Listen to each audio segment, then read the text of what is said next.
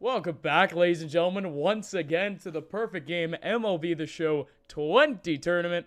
My name is Gus, and I'm joined here by some good old astounding guests. Some big fans of our man Fear Ben from last week. It's Senor Hunter Pence and Darren Sun. How are you guys doing? Gus, we are great. This is amazing that we're gathered, and in our own smaller version of the Pence Bunch, we have gathered together around some great gamers. We're excited to have you with some game calling going on. Pence has been diving in so much on research, been blowing up our phones all week long. Pence, you ready for this? I cannot wait for today. I'm so pumped that it's Wednesday, and we got more Perfect Game baseball. So excited. It was so fun last week, and I'm ready to rock and watch some games with you guys this week. Let's get rocking and rolling then, as we do have our lineups. Ladies and gentlemen, it is Kyle versus Joseph here. Kale versus J-Con. Run us through the lineups here. Darren, run us through Kale. Yeah, I'll run you through Kale, and I'll tell you real quickly. Kale is a young man out of Kimberly, Wisconsin. GRB Rays, his travel team. And he's a huge Mets fan, though you don't see a strong Mets representation. I'm always a big fan of the 8-hole hitter, O'Neill Cruz, one of the tallest shortstops in all of professional baseball. And if he makes it to the big leagues, he will be the tallest. 6 feet 7 inches tall. You know, Mantle, Jackson, Trout, Giambi, Chipper. I like O'Neill Cruz. Get to know him, a talented young man out of the Dominican Republic. Yeah, is that Joseph's lineup, or is that Kale's lineup? Right? Kale on the left. Yeah. Wait a minute. I'm seeing it really. Yeah, I flip-flop Pence. You tell us what you see with Kale then. Okay, yeah. Because, Kyle. So tell us a little bit about Joseph, though, the J-Con, the guys whose lineup you just brought up, because you have the history of the player. Yeah, I can tell you he's a college pitcher at Fairleigh Dickinson in Madison, New Jersey, the Fairleigh Dickinson University Devils. I can tell you the young man is out of Jersey. His first year, he lost his freshman year. Everything got shortened. But he's a Yanks fan, loves Derek Jeter. We're going to get in deep on why, if we talk to him, why he loved Mike Mussina. Played a lot of high school basketball as well. So this is a full-blown college pitcher, a guy who's earned the right to play next level, Pence. Yes, indeed. That is the next level, and Perfect Game is definitely a great way to get to the next level. So back to Kale, who is a David Wright Mets fan. Out of Kimberly, Wisconsin. I love his lineup because he has a creative player, and the creative players always get me pumped up. But for his lineup, he has the leading off in center field, the Craig Biggio. Number 2, same as his counterpart, Reggie Jackson. We got Ryan Sandberg in the 3-hole, O'Neill Cruz in left field, Chipper Jones batting 5th. We got Nolan Jones batting 6th on first base. I haven't seen this card. But in the 7-hole, the Kale Nasty himself playing as a catcher. He's got Jazz Chisholm. We saw that card last week, and both of them have Corey Kluber on the mound. It's going to be a good matchup. Let's get some ball games going. Let's get her done. So it looks like we do have our in-game here. They're just paused, pretty much ready and raring to go with us. But ready and raring to go. You already got J-Con up to the plate. Of course, starting off with our boy Mickey Mantle. All right, let's let we're turning them loose on Mickey Mantle. Yeah, our competitors compete. And this lineup that Joseph has, I guess we'll call him Jack because it had in parentheses Jack, is nasty. We'll see if he can play with them. So Kale's the home team, and Jack is the visiting team. We're off to a good start with a ball 1. It's always good to see patience at the plate. You always talk about how important that is, Hunter Pence, as Mickey Mantle drives that one into the left field corner. Toward the corner it goes. That one is hauled in. You talk about not being overly aggressive when gaming on that first pitch. Yeah, I mean, taking pitches is so important in this game and swinging at the right pitches. We got Reggie Jackson here in the 2-hole with a quick out, but still he's swinging at the pitch. You can't be upset if you're swinging at a good pitch. Reggie Jackson, ASU is where he played his college baseball. You know the Hall of Fame career. He went in 93, 563 career home runs. When the draft was brand new in 66, he was the number 2 overall pick. And that one is hit deep, and he's not even going to move the outfielder. Reggie Jackson. Oh. There's why he's hit 500 and some million home runs, it feels like. But homers at the Ship. We saw this last week. I talked about this stadium, and this is the fun one to watch games at. Mike Trout goes right to work. Mike, by the way, played in 8 perfect game events as a high schooler, Millville High School. We know him as a legend. He's on his way to the Hall of Fame. Trout's the second out. Yeah, I mean, it's like we're witnessing greatness, getting to watch his career. I didn't get to see any of Reggie Jackson's career besides just the highlights of all of his homers. I love the glasses, the clutch homers, the Mr. October. But Mike Trout, we're watching greatness in action. Right now, the Jobinator. I haven't seen this card. I haven't played with this card, but man, did I love him as a player. From South Hills High School in Southern California. Went to Long Beach State before he got drafted. Won an MVP right at the turn of the new millennium in 2000. Yeah, I remember that MVP with the Oakland A's playing. I think his brother was on the team with him. Can you imagine playing with your brother and winning an MVP in the big leagues? No. Yeah. No, that's something you could have on your brother at all times, though. I mean, baseball's had some crazy things where fathers and sons have played on the same team, the Griffies, and also brothers on the same team. And it was a dream me and my brother always had. Unfortunately, he didn't quite make it all the way, but happy that the Giambis got to do that. The Uptons did it. What's another brother combo? Before I get to that, though, remind us of your brother's name. He's a big inspiration for you. Yeah, Pence, Howie Pence. Oh, and we got a grounder. It looks like he got the third out, but not without giving up a one-run homer. And 1 run is a big deal in these games. So, yeah, Howie Pence. He made it all the way up to high A with the Padres. Nice. Craig Biggio for Kale Twombly leads it off. Biggio, Reggie Jackson again, and Ryan Sandberg, the first 3 for Kale Twombly out of Wisconsin. I like the patience that Kale's showing right here. He took a really nasty up and in. He took one right down the middle. It seems like that auto take for a strike. I'm a fan of it. And then a good swing, tough play, base hit up the middle. That's some skill right there. Tough pitch to hit. We see Reggie Jackson. Yet again, another opportunity for Kale's team. So he goes twice. So does Corey Kluber, by the way. Kluber pitching for both rosters. Yeah, I'm a fan of these at-bats. Like, I know it was just one at-bat. He hasn't swung on the first pitch. He almost swung. That was a good changeup to hit. Oh, man, a high heater. Looks like Reggie Jackson hits a bullet, but right at him, just early and squared up with Reggie Jackson. That's some tough luck. For the love of topspin on that line drive. This is Ryan Sandberg, Hall of Famer, 2005, legendary second baseman. Sandberg, by the way, a middle-round draft pick, signed out of high school in Spokane, Washington, a long, long time ago. 20th round out of high school, had a Hall of Fame career after that. That's incredible. I cannot imagine him being a 20th rounder for that kind of career. But, you know, in baseball, anything is possible, and there's all sorts of wild stories, that's for sure. Yeah, we've played one. East Bay on top, 1-0. Connor with the Reggie Jackson home run. Gus, take it away, partner.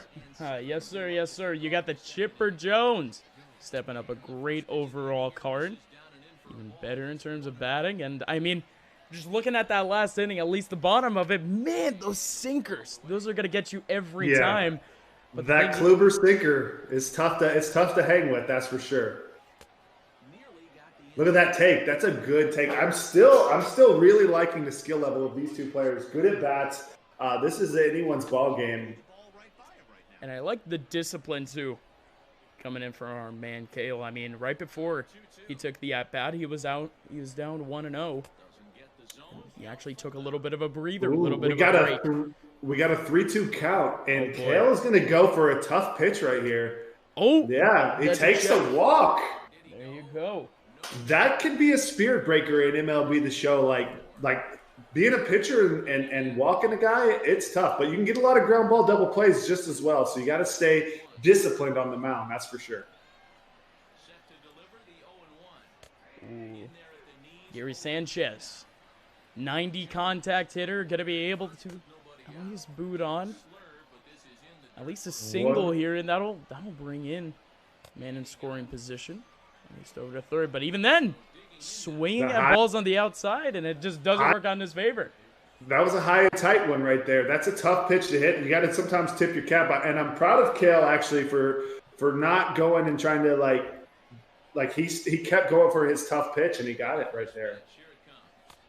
He didn't let the leadoff walk really affect him. You're just a ground ball away. Ketel Marte, by the way, one of my favorite swings in breakout years last year. I mean, I think the card is really good, but I think he's even better than his card, even though it's a diamond. I just feel like his swing is one of the most beautiful things. He does everything perfect, and I'm really looking forward to when baseball gets back, watching more of this guy's career.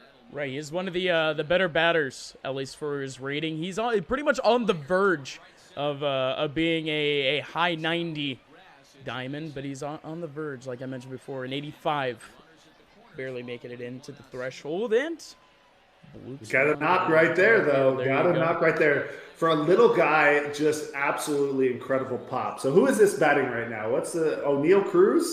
O'Neal Cruz. Stepping up, and he's actually going to switch out the pitcher. That's going to be Hal Newhouser.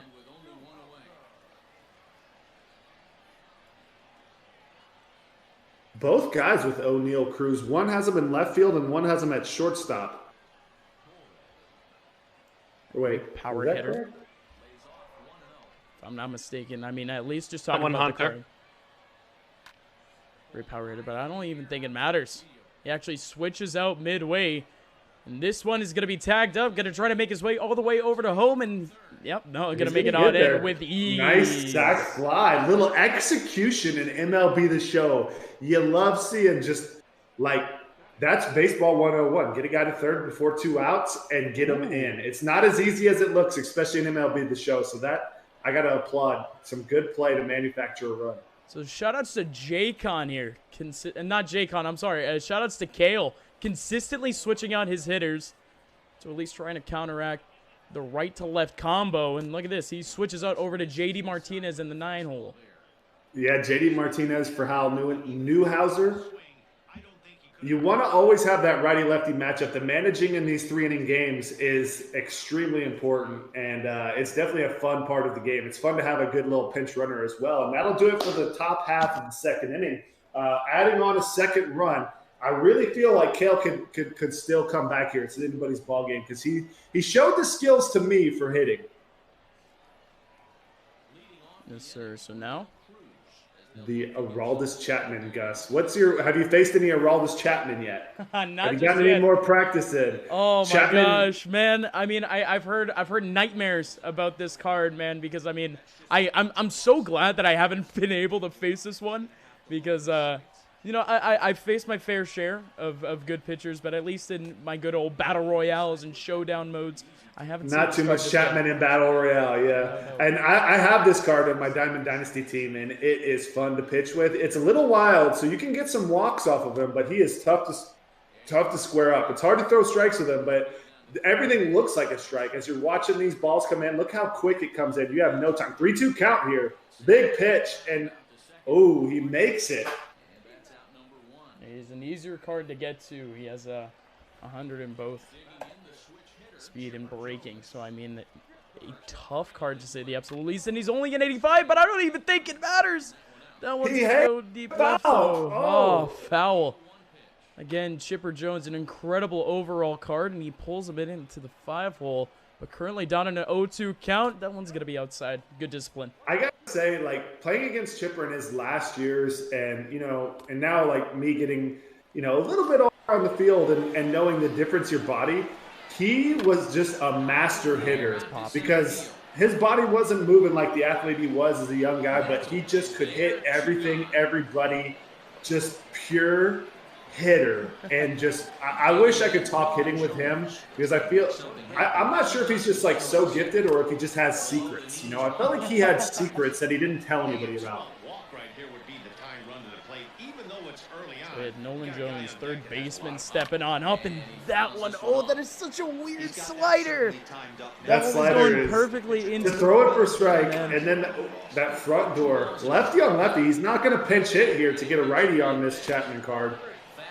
But a 3-1 count, a walk right here could put the tying run up. Well, it does put the tying run on board. There he goes. I'm telling you, that's the one thing is Chapman can walk someone, and you catch one pitch a little high.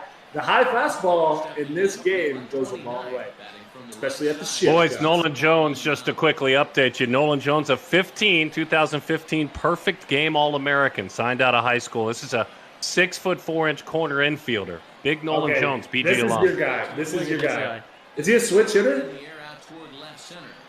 We got a high fly ball. Not It looks like he's going to get under there. His lefty stats are at about the 60s and 70s. Okay. But it's all good. We go into the third. 2-0.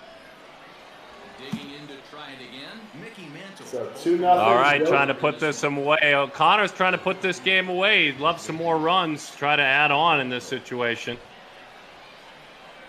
Reggie Jackson with the homer. O'Neal Cruz with a sac fly. Mickey Mantle back to the top of the order, Pence. Yeah, it's Mickey Mantle, Reggie Jackson. I think any pitcher is going to have a tough time facing that 1-2 combo.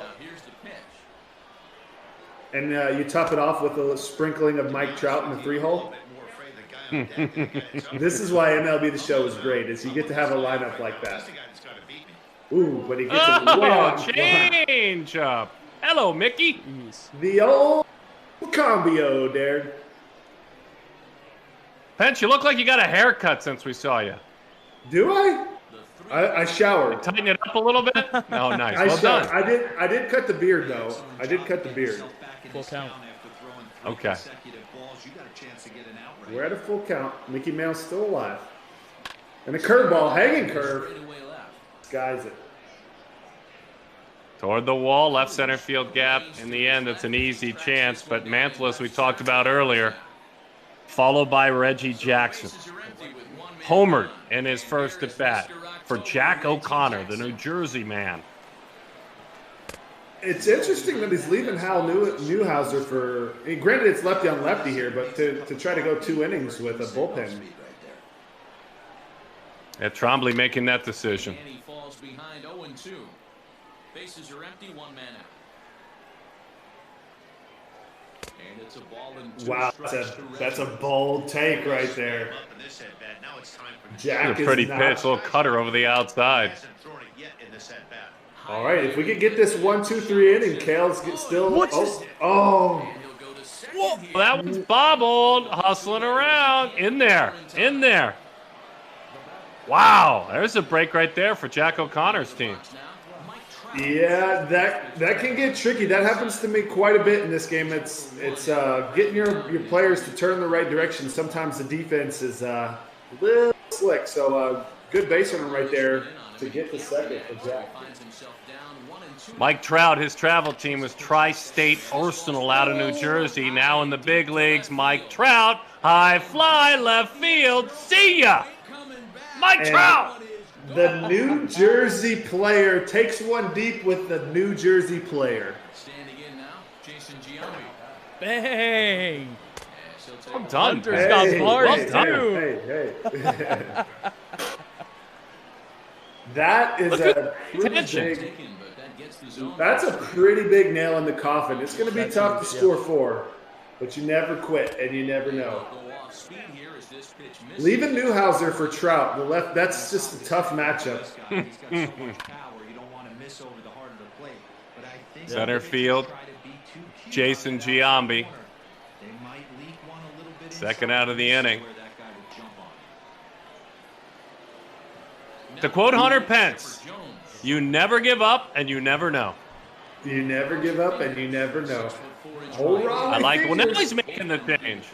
Yeah, a little late on that one. But another match. Uh-oh. Welcome to the game. My goodness. Chipper Jones with the home run. Welcome to the game. Raleigh Fingers, first pitch, Yahtzee. Gary Sanchez takes his shot. The 27-year-old homered 34 times in real baseball last year. Bobbled at third. The other Chipper Jones, part 2, but recovers. All right. Man, talk about insurance runs. And it started with a bobbled baseball that had Reggie Jackson getting on base in front of the home run. And he punished him. He punished that accident. We'll see if we can get something going here. We got Chisholm. Marlins organization, Jazz Chisholm from the Bahamas. This is a very talented player. 46 home runs as a minor leaguer the last 2 years.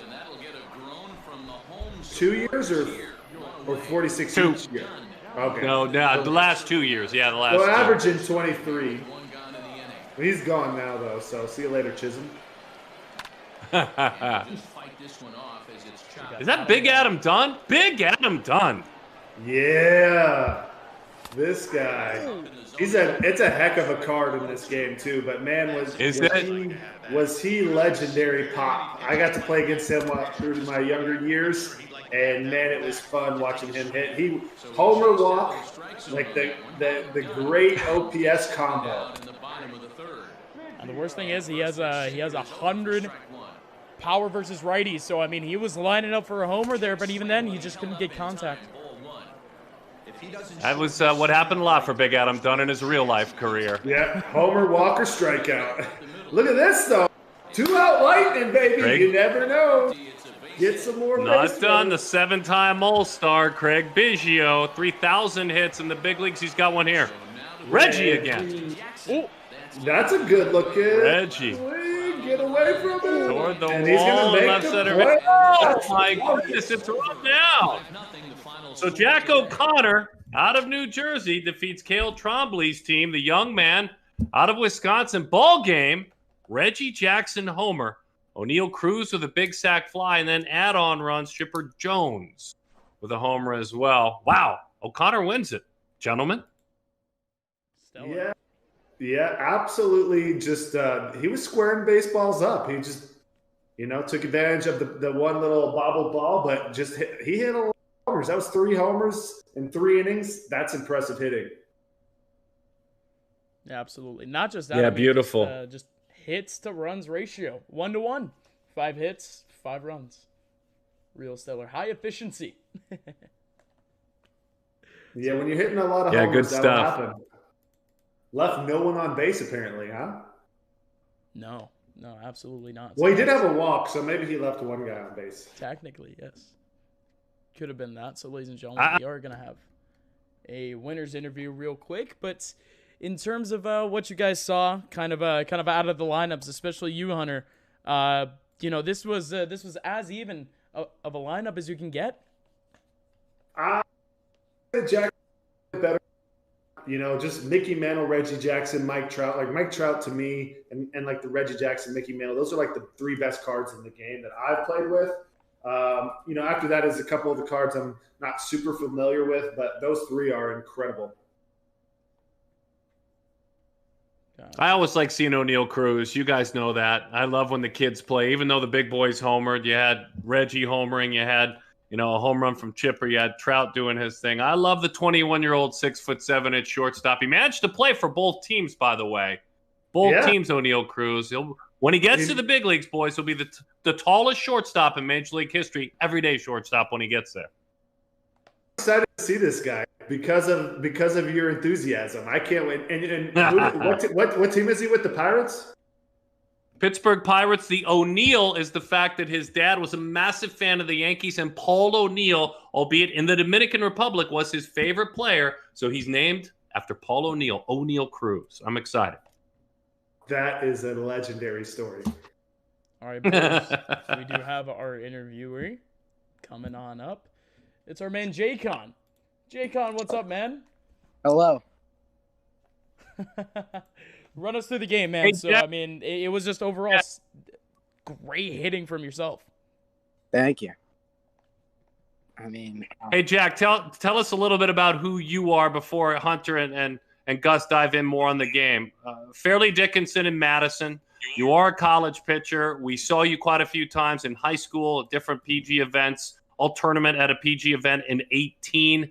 Played for the Full Count Prospects. But bring us up currently who you are as an amateur player. I know you hated losing this what would have been your freshman year, but tell us a little bit about yourself as a college baseball player. yeah, I mean, I've never been an overpowering player, so I've just put in as much work as I could to get to where I wanted to be. I've always wanted to play college baseball, and I'm glad that I get the opportunity to play.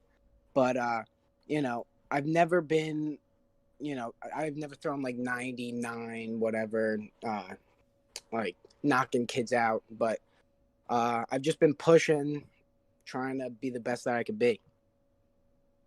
That's incredible, and I got to say that heart is and work ethic is one of the greatest ways to success. And not even and every player that makes the big leagues is not overpowering everyone. There's many players that play for a long time in the big leagues, or even have long major league careers, or even just long baseball careers, being a coach or whatever. I think La Russa was not ever one of the greatest players, but he was one of the greatest managers of all time. So, passion for the game, love for the game, and work ethic is probably one of the greatest attributes you could have. So stick with that. I want to ask you a little bit about Mike Mussina being your inspiration, a kid of your age. Can you give us a little bit of that story? My dad always liked Mike Mussina. And my pitch repertoire kind of follows Mike Mussina. My best pitch is my knuckle curve, and I've always looked up to him from that aspect, because that's the biggest reason I'm in college, basically, because I've been working on my knuckle curve, and that's just the most effective pitch I have. So Mike Mussina has always been someone that I look up to, like pitching wise. So yeah. That's a beautiful story, and he was a heck of a pitcher. The knuckle curve is a great pitch to master. You get a lot of spin rate. Do you couple a knuckle curve with a four-seam fastball up, or what's your other pitch to work with the knuckle curve?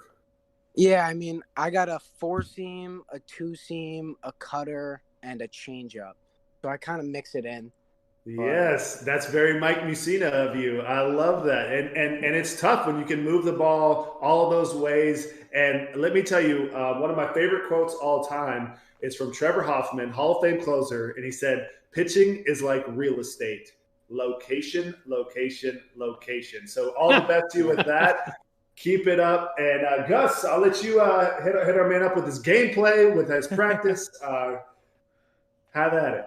Yeah, absolutely. So it looked like you had the better lineup, period. So first of all, of course, you've been kind of hitting the gym, playing at home. Talk to me about sort of the the dynamic between mixing in video games and your practice schedule.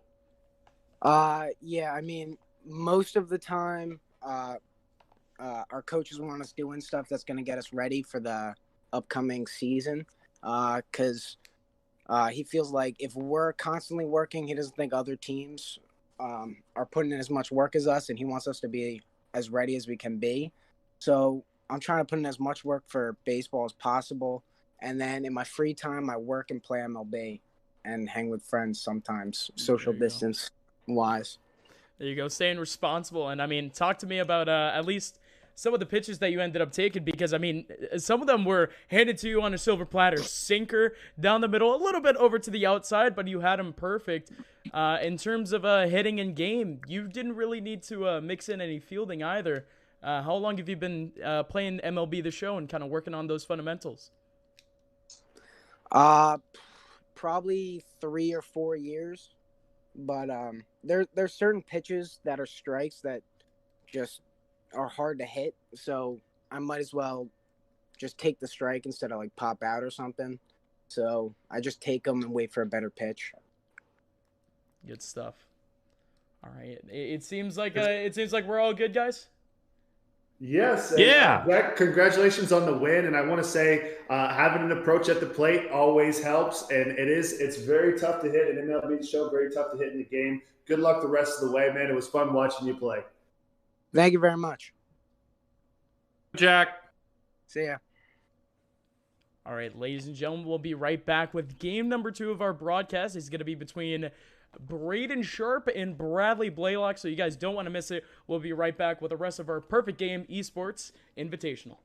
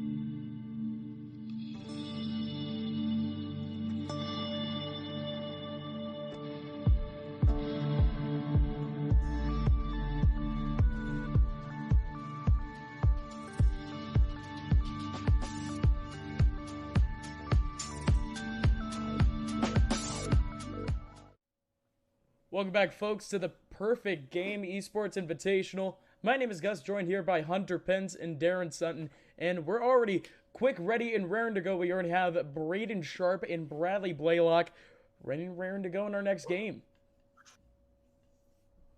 Yeah, it's kind of fun. I mean, these are two guys. I know you're going to break down their lineups a little bit, but Bradley Blaylock, already a professional in the Red Sox organization. He's out of Grayson High School in Georgia. Parker Meadows a couple of years ago was a high draft pick of the Tigers out of Grayson. But this member of the Boston Red Sox org is doing amazing things as a gamer, certainly. He was at 32 Perfect Game events on his way. Excited to see him, as well as Braden Sharp, who idolizes Hunter Pence. That's the best way I know to say it. He's modeled his game after Hunter Pence. He's from just outside of Houston, Texas. Dude can ball because he's a Baylor commit already. Steve Rodriguez, the head coach there. He went to the 14U Perfect Game National Showcase last year and did amazing things. Threw 84 from the outfield, ran about a 6'8", 60. So that's who those guys are as human beings. We have two amazing real-life athletes, guys, who are also pretty darn good gamers. Yeah, 6'8", 60 at that age is insane. And his favorite player actually is Mike Yastrzemski, even though he says he modeled his game after me. Me and Braden Sharp have a lot of connections. He grew up in the Sacramento area, but I think he's in the Houston area now. So, like, I kind of played for the Giants for a long time, lived in Houston. He played for the Banditos, not the Hunter Pence Baseball Academy. We'll let that slide because he's a Giants fan and he's in Houston. And he's fast as can be. So I can't wait to watch him play some MLB The Show. And like you said, Bradley Blaylock signed out of high school, got a pretty good, took the money, and he's getting after chasing the dream. Wow. And these guys, like you said, perfect game, that many games is, pretty amazing. First team All-State Georgia. Georgia is a hotbed for young talent as well. And so these kids have it's exciting to see what they have coming for them in the future. Yes, sir. So let me actually talk about Mr. Sharp here in terms of his lineup. He's already going to be starting off with his own Braden Sharp card over in number 1. After that, we got Chipper Jones, third base, right fielder, Reggie Jackson, catcher Buster Posey, center fielder, Shane Victorino. That 94 rating card, that's a tough one. Didi Gregorius at shortstop. First base is going to be Alec Boehm. And second baseman Jeff McNeil. And his pitcher Corey Kluber. Bradley Blaylock's starting lineup has Trevor Story, PG alum, Gavin Lux, a PG All-American, Hall of Famer Jeff Bagwell, PG alum out of UConn. He played after high school, Avon Old Farms, and then went to UConn, George Springer. Legend Chipper Jones. He's already made noise in other games in this tournament. Mookie Betts, Dueling Dodgers, his travel team, Mookie Betts. Joey Gallo, a PG All-American, homered in that game, the All-American Classic, and then Hall of Famer Craig Biggio. Starting lineup for Mr. Blaylock, Rams Baseball 05. We have not seen enough of the Mookie Betts card, and for me and all of my gamer friends, we call Mookie Mantle, even though Mickey Mantle is in the game.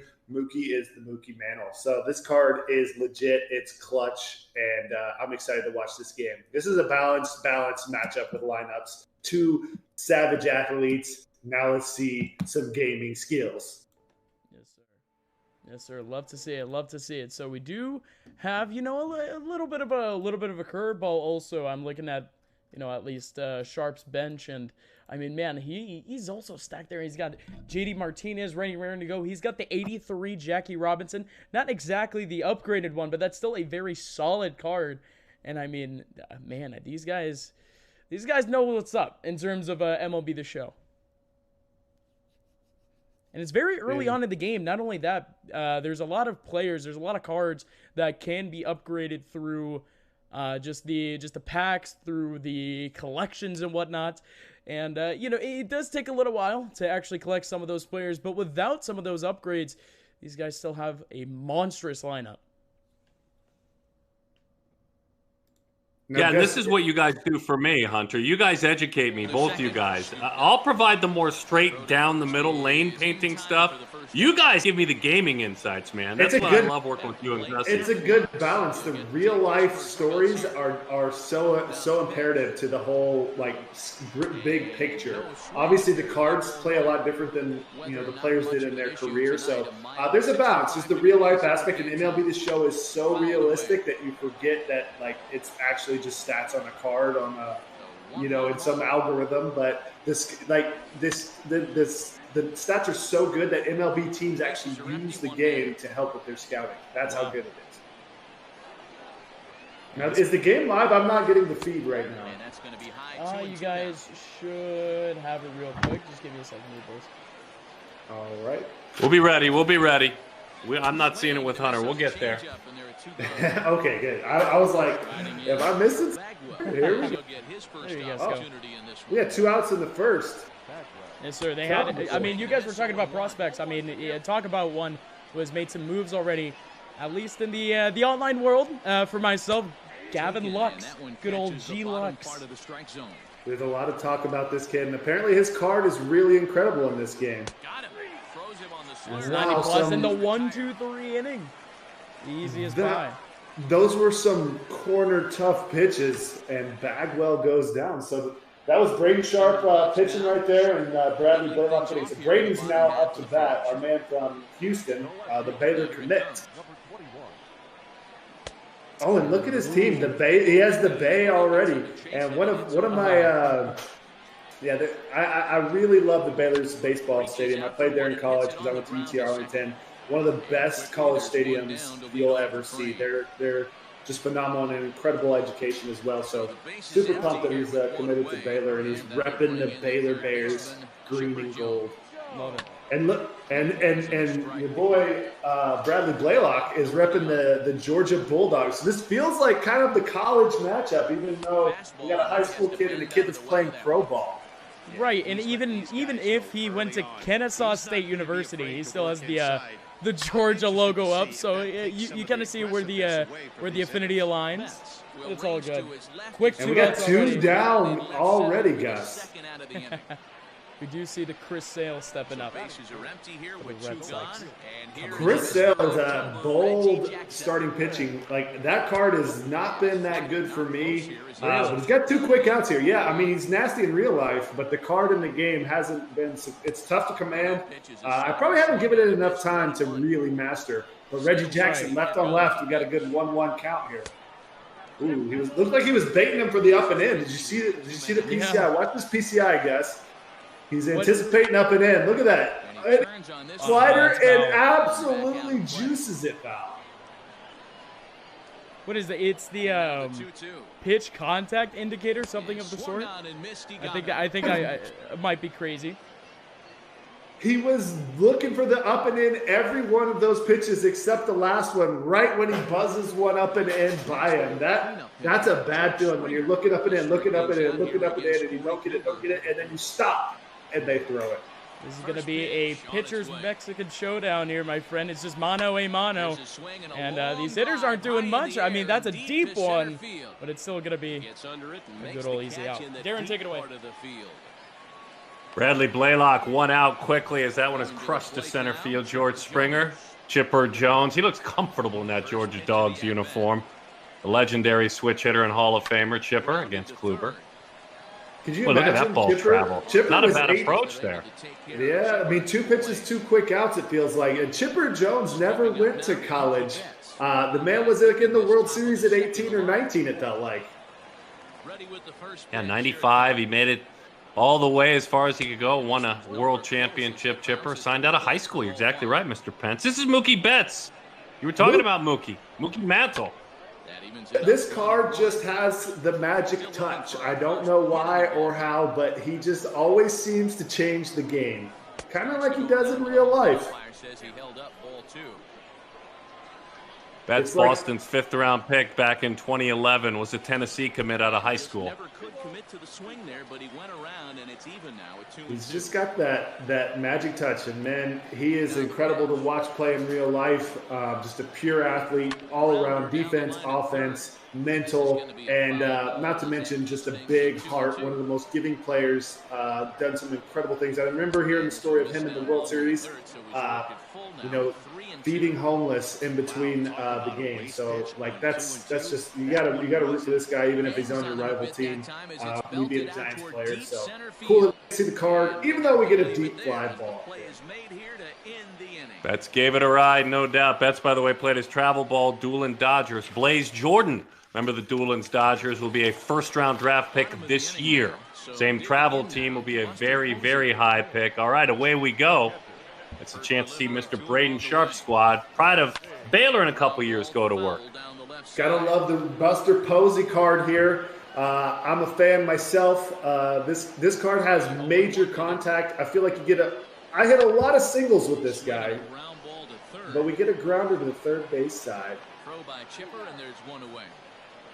Posey, a perfect game All-American in 04. Back in those days, he was a pitcher and a shortstop when he was a high school star in Leesburg, Georgia. Yeah, it's pretty incredible to think from pitcher shortstop prospect to one of the best catchers of all time. Talk about a weird transition. How does that even happen? College. I mean, it happened in college. They needed a catcher, and he made the move in college. Didn't sign out of high school, and made the move behind the plate for Mike Martin's team at Florida State. Pretty impressed. Both these players are leaving their starters to go 2 innings. We haven't seen the infamous legend yet. I don't know if either of them have him on his roster, but we're watching some good baseball. Didi Gregorius will be up to bat after that strikeout. Sale making him look ugly. D. Gregorius, Yankee shortstop now. 88 homers the last 4 years. He's got comfortable in the Bronx. D. Gregorius, my bad. I might have called him D. Gordon. I didn't quite read that name there. No, but you got it right. No. You nailed it. I did? Okay. I wasn't sure. For some reason, I thought I called him D. Gordon. But D. Gregorius has one of the prettiest swings you will ever see. It's just smooth. He's got the grace, the gift of grace. Watching him play. Yeah. He's from Curacao. Tough take there from Sale. That's a good take on a nasty slider away. Lefty on lefty, but wait. What just happened? They ring him up? Ball four. Nah, it's a ball 4. You're exactly right. I was wondering. Tough take. Alec Baum now. Baum, by the way, was a PG alum. Yeah, he went to Wichita State. Okay. Played in the Arizona Fall League over the last couple of years. Alec Baum did 9 perfect game events as a young athlete. That's impressive. That's a lot of perfect game events. And he hasn't made it to the big leagues yet, but this is one of those big prospect guys. It looks like a grounder up the middle. That's going to be an easy out. And what organization is he with, Alec Baum? Baum, Philadelphia Phillies organization, moving fast. There's another big guy that plays on the infield, about 6'3", 6'4", really athletic. All right, final inning. Gussie, take us to the house. Yes, sir. You got potential final inning. We're having a pitcher's duel. Yes, sir. Yes, sir. But you got big old Joey Kale stepping up. Switch hitter, 100-plus power stats in both lefty and the big handsome. Come on, big handsome, hit a homer for us, big fella. He's not afraid. He just you sleep on him like you past the sunflower seeds. Oh, it's a home. That's how it happens. It's just like when he's on your team, it's a lot of fun. You're just like Joey, he's taking a lot of pitches. Nothing's going on. It's a homer. It's just lasers. Gus, have you been to many big league ball games in your life? Yes, I have. Fenway Park has treated me real right growing up. Yeah? Did you grow up in the area? Yeah. I grew up 20 minutes North Shore. Okay, and when did you move to Florida? I moved just a couple of months ago, just about 8 months ago. So I haven't been able to check out much. I mean, I wanted to go down to Fort Myers, check out spring training. Didn't have enough time for that one, but I'll eventually get down there. But for now, Fenway Park will always be my home. We have a leadoff walk to the pinch running Trey Turner. This is intense. It is tough to deal with that speed on the bases. We'll see. Like, the slide step timing is very tough, but he hasn't stolen yet with nobody out. This is a big deal in the third inning. There it is. There he goes. And we got a perfect throw, but he's safe. Trey Turner so fast in this game, Gus. By pixels, my friend, by pixels. Even then, it's still a 2-2 count. Pixels. The term in real life is a game of inches, but in MLB The Show it's a game of pixels. I love it, guys. I love it. Brains. Well, my friend. What do we got here? We're working on finally switching a pitcher out here, or no, pinch hitter. Who's this coming in here, Gus? I have no clue. Hasn't even showed up. Now, DJ LeMahieu. Go DJ. And right now, just getting it clear, we got Bradley Blaylock lurking with Trey Turner on second. The pinch runner. You just walk him and pinch run Trey Turner. I love it. I'm a big fan of speed. I remember, the old Kansas City Royals in 2014 World Series with Billy Butler just getting tons of singles and then pinch running with what was that? That was that's what speed do. Dyson, so Rod Dyson. It's an electric combo. And this is a great card too in terms of contact. You're gonna have 100 here against the lefty, but even then, contact's not gonna do much. I mean, he just tried to knock him in to third. It's still okay. You still got a runner in scoring position. You just got to get a knock. You just need a knock right here. And who's this come stepping to the plate? We got Gavin Lux? Or? We got Trevor Story, the 85 diamond. Oh, yeah, you do not want a lefty facing Trevor Story. Oh, the steal to third, and he's in. Unexpected, but he makes it. But it's not necessary. It's not necessary. He takes the pitch for a strike.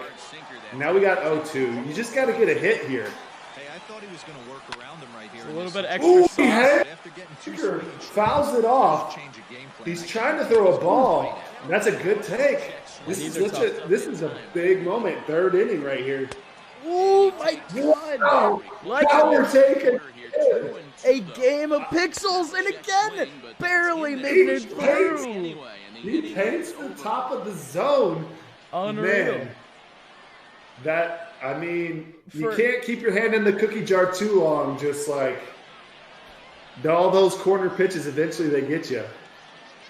I mean, for not seeing a run just yet, I mean, this is an incredibly entertaining game. Just seeing that back and forth in between the pitchers and these all-star batters thus far. And coming up next, walk me through this pitcher. Walk me through this card. Uncle Charlie throws the curveball. He's got a curveball, says X pitch. But by the way, we haven't yet to see a hit. Even though there was a lot of intensity, we got the Trey Turner, the walk, the pinch runner, and the threat. But we are yet to see a hit. You can't miss one pitch right here. This is a dangerous situation. Bottom of the third, all he's got to do is score a run. So we need these guys to work the counts here. Charlie Moore is one of my favorite pitchers in this game, though. It's that big curveball. Oh, yeah. An insane curve, and it goes so slow, too. It just tempts you to try to hit that one. And look at that. And he's got that 96 two-seamer. He's got the 98 four-seamer. He's phenomenal. And we got a quick 0-2 count.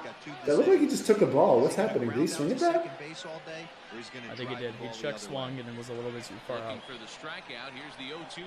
here we go again. Ooh, and the batter predicts it perfectly, too. And he tracks it right above the strike zone. Who do we have up to bat right now, Gus? I can't read the name. We got 2-2, though. He's working his way back. Jeff McNeil, okay. Right down the middle. This is one heck of a leadoff at bat right here. If he can take it from 0-2 all the way back, and he swings at a tough one. Uh-oh. He goes out to his menu, but it's all good. He wasn't going to make it in. It's okay. It's okay. I've done that plenty of times where you hit the button so hard to get a hit, and you accidentally hit more buttons, and it takes you out of the game. Classic. I bet you his heart is racing right now in this game. Gotta be. My man, Braden Sharp. I would love to see him get a hit because he's a Giants fan. I want to talk about Mike Yastrzemski. But, you got to earn it. We got to earn it. Actually, both of these guys are going to be phenomenal to talk to. So what a game. This one's a tough card to try to put in your bench because of the lineup restrictions, because of the power restrictions that we have in this league. He actually has a bronze player stepping up here, a 71 Zach Collins stepping up to the plate. Really, there's power restrictions, so you throw a couple bronze players to lower your team's power? Yeah, you throw in a couple silvers, throw in a couple of bronzes, and I mean, Man, I mean, you don't want to make it too OP. You could fill your team with a bunch of diamonds in a sense. But ladies and gents, bottom of the third, 2 outs. You have the one and only Braden Sharp stepping up to the plate. Braden Sharp hitting dramatics for himself. Please hit a walk-off homer with yourself. No way. He No way. To center field. And it's going to be just shy of Braden Sharp. Do some push-ups. Do some push-ups. Some free baseball, guys. We're going to the 4th. Anywhere else on this field, I would have been out of here. But, ladies and gentlemen, like you mentioned, free baseball. Oh, my goodness, Hunter. All right, I'll do another inning with you if you'd like. We're going to – oh, that's got to be Eck. I don't even need to see a name with the likeness there. And away we go. Away we go. Gavin Lux to lead it off, the 15 perfect game All-American. Pretty much out of Wisconsin. Pretty much every young big leaguer we're going to see these days are coming through the perfect game. It's just if you don't, you're most likely not making it. The perfect game tournaments are just it's like the kids are getting to taste Major League Baseball at a young age. What a pretty good pitch. Eckersley just missed off the plate to Lux. This Eckersley card but Gavin is tough Lux to has hit. come past. Is it? Is it? I can imagine. Yeah, it swings it, gets them with the high sinker. You never throw it in real life, but in this game, it's a nasty, nasty pitch. Ooh, hanging slider, though. To Jeff Bagwell, the Hall of Famer and the slugger. That's a good take. I just try to sit on the slider here with Eckersley because his pitches are just moving too many directions. I can imagine facing him in real life was quite a journey. You think about that pitch up, too, how it changes the line of sight, sinker up, how tough that can be. Here he comes. He's coming up and in. If you get to the up and in, it's a homer with Bagwell, his 3-hole hitter, and he just fouls it off. Fighting. 1 out, 2-2 count. Coming. Ooh, just got under it. Oh, he buried that in. I mean, he buried it in. Right in on his hands after going. He doubled up on him in, by the way. Yeah, I mean, did you love the Eckersley trot right there? The gazelle coming in? Man, the horsepower on this man. The mustache and the horsepower. Might have been. Performed like I'm a not going to say. Yeah. We got a grounder to short. Clean, scooping it up. Was that Didi Gregorius? Yeah, and he got George Springer raking across the diamond. The glorious Gregorius. We're going back to the bottom of the 4th extras. Looks like the Big Ten Chipper Jones up to the plate. Very difficult to be a switch hitter in baseball today. Without question. Interested in that one. Wow. First pitch hacking, Darren. We need to have some takes. We got to slow the heartbeat. Swinging at a splitter in the dirt. Chipper not Chipper, not with Braden Sharp. Braden Sharp didn't come here to take pitches. He's letting it eat. We are yet to see a hit through going in through the bottom of 4, 3 1/3. Knuckle curve. Our boy boiled it at the last minute. Wait a minute. Chipper Jones Perfect, drives it left center field toward the wall. There's your first hit.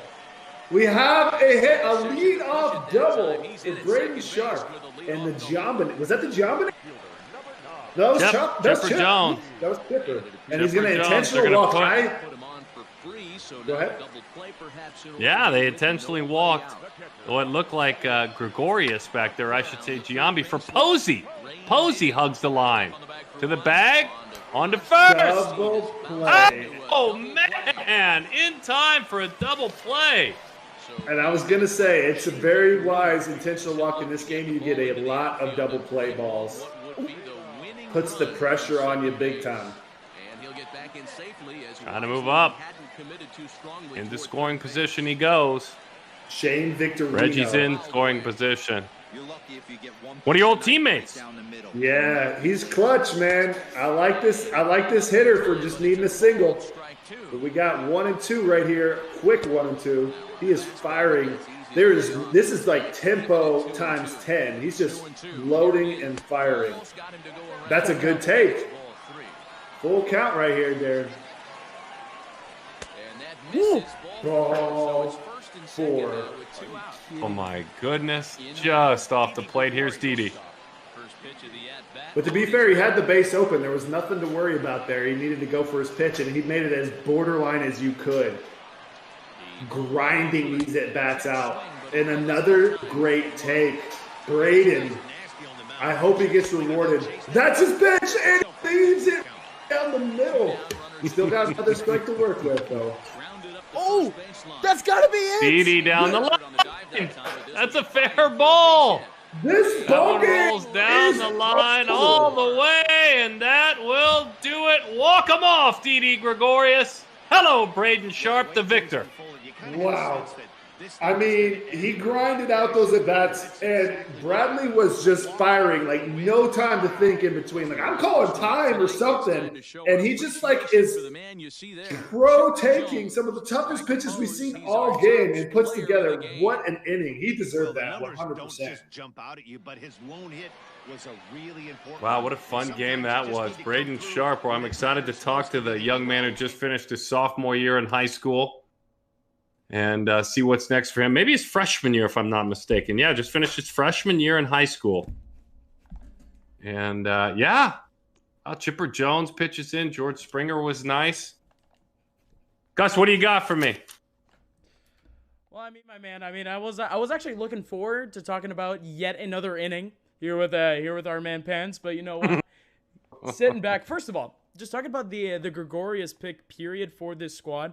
Like I mentioned before, because of the restrictions in this tournament alone, because of the cards, you put in a 78 silver Gregorius. But like you mentioned before, this man is a hitting powerhouse, and he just fits right sweetly into that 6-hole in that lineup. And I mean, man, just both of these lineups gotta be. I mean, I'm glad to see it go down to the wire, but low hitting out of those insane squads. There's definitely a lot of strategy and definitely a lot of feel to there's some players that are like silver cards that just play really good for you. And like, if you get in rhythm with a certain player, like for me, especially in like Battle Royale, like a Robinson Cano is like one I like do really great with. That's a silver, the Byron Buxton card. So with that power restriction, like finding the balance is crucial. Yes, sir. So, ladies and gents, we do have Mr. Braden stepping up to the board. Let's see what we got. So, Braden, welcome, my friend. You're live. Yeah, hey guys, that was a stressful game. Hey, Braden, Sutton here and Pence. We're all going to chat with you along with Gus. I'm gonna lead it off, and then let them jump in. I want to know about not the virtual you, but the human you. Obviously, a Baylor commit. Love Coach Steve Rodriguez. But give me a specific example. As a matter of fact, take me back to the 14U National Showcase last year.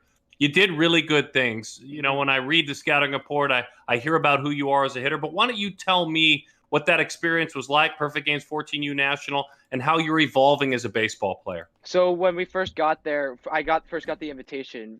I wasn't expecting, wasn't noticed then. So when we went there, I was just kind of another face there. As I was looking around, I saw like other faces. I don't know if you know Connor Bennett. Connor Bennett was there. He's on my team now, which is ironic. But just kind of after that everything just exploded from there. Yeah, Braden, I heard you ran a 6.860 at this event, at this Perfect Game event. That is flying. Tell me a little bit about like your speed, your training. Is this one of your big weapons in baseball? That is like one of my biggest weapons. I can bunt for base hits. My fastest I got at Duke at one of their camps was a 6.67. That's one of my main weapons. Yeah, I can imagine being a freshman running that fast. Keep working on that because speed is one of the greatest weapons in the game. And it actually almost got you there in the top of the fourth. You hadn't given up a hit. You get a walk. You pinch runs Trey Turner, gets him into scoring position. Talk us through pitching through that inning. Keep it out of the zone. Don't give him anything to hit. I love it. And let's go through that bottom of the fourth right there. Talk a little bit about this game because this was one of the toughest ones. He hadn't gotten a hit, and he was just pitching with like no time in between pitches. What was your feel right there? You locked in. You laid off with some really tough pitches and clutched up with some good at-bats. I got the leadoff double with Chipper. I'm thinking, okay, this is good. He walked because Reggie's coming up. Then he intentionally walks Reggie. I'm thinking, oh crap. But then Buster coming up. I'm feeling confident. Roll into a double play. My confidence dropped somewhat decently on that. But after that, I just got to keep grinding out the at bats. Yeah, so you were just riding the emotional roller coaster. And can you talk about the experience of playing live on the stream? What was the emotions going through your head, and how much fun are you having in the tournament? Dude, this tournament is so much fun. My dad, when I first got the invitation, my dad's like, I don't know if we should do this. I'm like, come on, Dad, it's Hunter Pence. And then he's just like, I know. Yeah, and speaking of that, growing up in Sacramento, being a Giants fan, thanks, by the way, for saying that I'm an inspiration. But I got to ask about Mike Yastrzemski being your favorite player. I got to play with him a little bit this spring. I didn't get to play with him last year, but the man is amazing, a mental legend. He's 28 years old, and he's got the leadership. He's got the swing. He's got the work ethic. He's got the fire. I am pumped up for Mike Yastrzemski. Tell me a little bit about why you love him. He's me, basically. Left-handed outfielder, left-handed bat. Swings kind of look similar. So you feel a connection because you have the similar play style. Now you're lightning fast. Yastrzemski's a home run hitter. Is there a power combo there too? A little bit. It's getting there. Yes. Keep going, baby. Because it's not how big you are. It's about maximizing your leverage. So keep working on that, man. And by the way, great game. And Gus, I got to let you finish it off here. I mean, you guys pretty much ran through all of it. I mean, it was a pitcher's duel almost the entire time. And I mean, you were the one kind of running with the meta in a sense, running with Corey Kluber that entire time, but run me through the rest of your lineup, because it does seem like you've worked pretty hard to get some of your cards. Name me your favorite card in your lineup. I didn't have him in for this tournament. I don't know why. I chose Didi instead, but Hanley is my favorite card in the game right now. But if I had to choose one on my team, it'd probably be the Posey card, Posey or Chipper. Nice.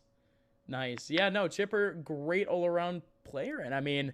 You mentioned the DD card, and he is, the at least in his non-diamond form, he is a lower rated player. But putting DD at shortstop and bringing him up at the 6th hole, I mean, you just had a very solid lineup, and I just got to give it up to you, man. Also, great discipline at the plate too. Lots of real tough pitches, and especially at that 4th inning, you were rocking it, man. So I've already asked this question before, but how long have you been playing MLB? Since 16, I think. Oh, young veteran. Man, thank you so much. Hey, Braden, I got one, Braden, before we let him go, Gus. I'm gonna hop in with one more. Actually, two more, Braden. I'll wrap with the last one, but the first one before I ask my final one. You're a 4.2 in the classroom, dude. I mean, you do not mess around with the books. Talk to me a little bit about how the virtual studying is and was going when you were quarantined and had to go through those changes, and where those values come from academically, because you don't just wake up and half-heart things and earn a 4.2. Mm-hmm. So I preferably like learning hands-on, but with this, you just kind of had to take a bigger mindset to it, to study more for everything. And then my final question for you is tomorrow, afternoonish, do you have plans? 1 to 2, I work out. 12, I get up. Not get up, but I'm up at 12. But yeah. 1 and 2 work out. Right, later in the evening, we're going to connect with you. I want to have you on our MLB Network Radio Sirius XM show. You game for it? Yes, sir. All right, let's do it. Consider yourself booked. I'll reach out to you via text, and we'll do it. Thank you, Braden. Thank you, guys. Congrats on the win, Braden. Keep it up, my man. Thank you. Lightning speed. Love it. All right, folks.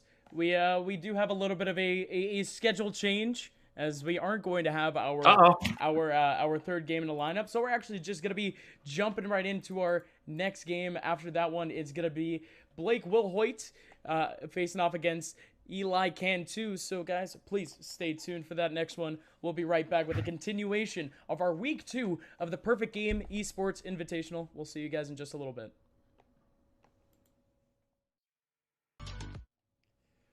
Welcome back, ladies and folks, back to the Perfect Game Esports Invitational. My name is Gus, joined here by Hunter Pence and Darren Sutton. And guys, we got yet another big one. It's going to be our man Blake Wilhoit facing off against Eli Cantu.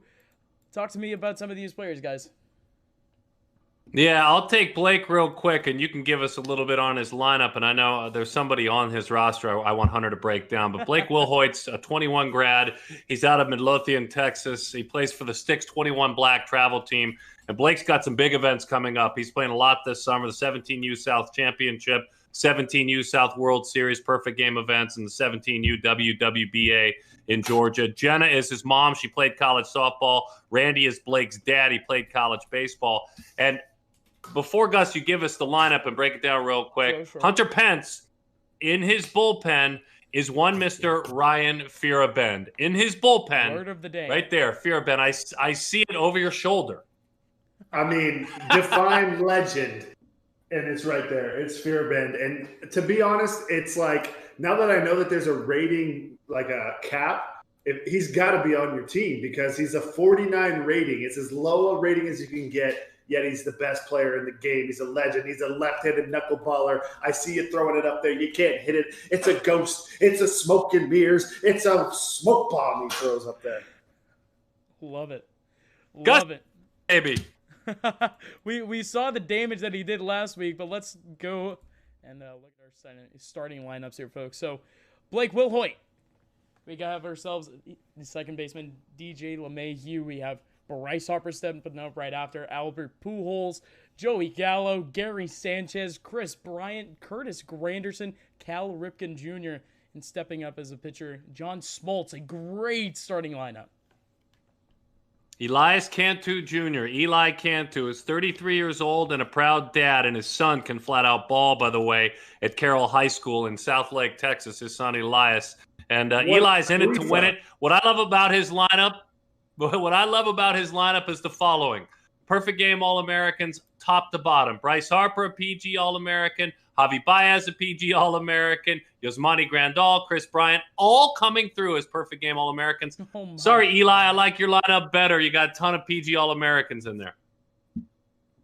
I got some over here to Will Hoyt's. Bryce Harper is his favorite player, and Bryce Harper in the 2-hole. Also, my man Joey Gallo. We haven't seen a homer from him yet today, but yeah. And obviously the Juan Soto card over there on Eli Cantu's lineup.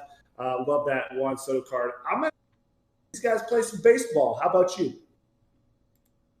Yeah, let's do it. We can stop talking or talk a little less.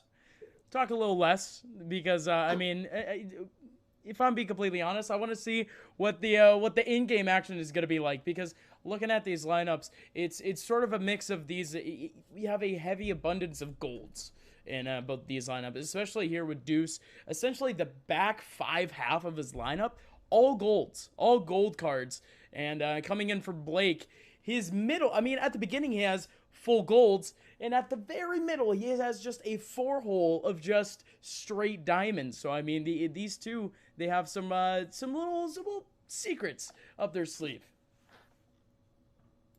What's the pitching matchup here tonight?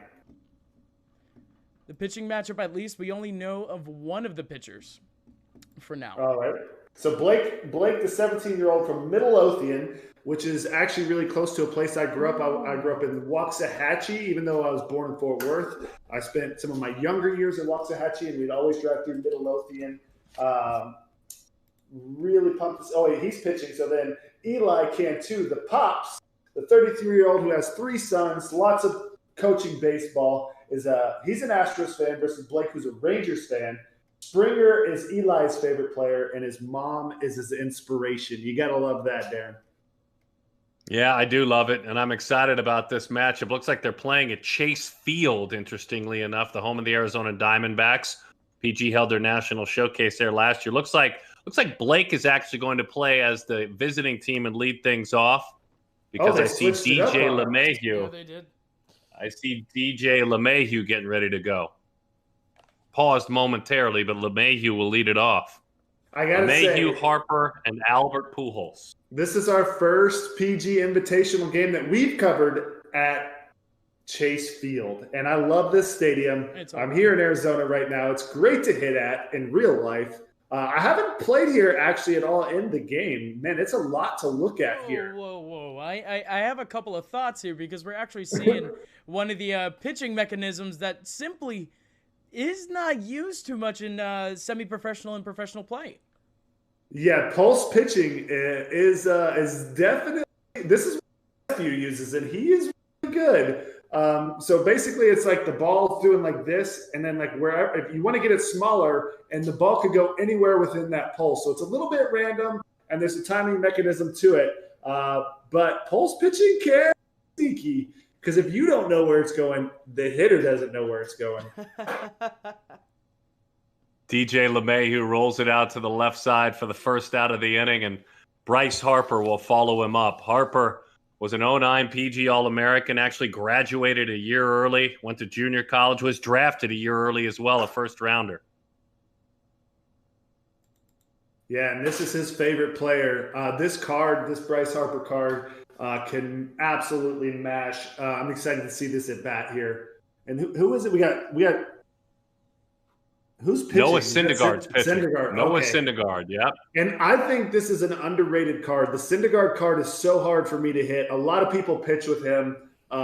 He doesn't have the ratings that you would expect for a Noah Syndergaard, but the performance is incredible. He's tough to hit. Right, it's an 82 card, a lower rated card. Although, I mean, his performance in real life certainly supersedes it. NL East matchup right there. And Bryce Harper takes the walk. So here comes his Harper walks, Pujols hits. The Albert Pujols. The machine. I'm not a machine. I'm just Albert.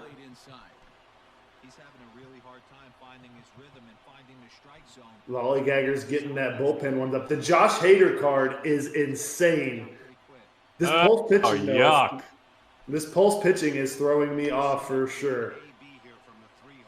Take that one deeper, Pence. I mean, you talked about it earlier with Gus, but that's a rare look, huh? The pulse pitching? Yep.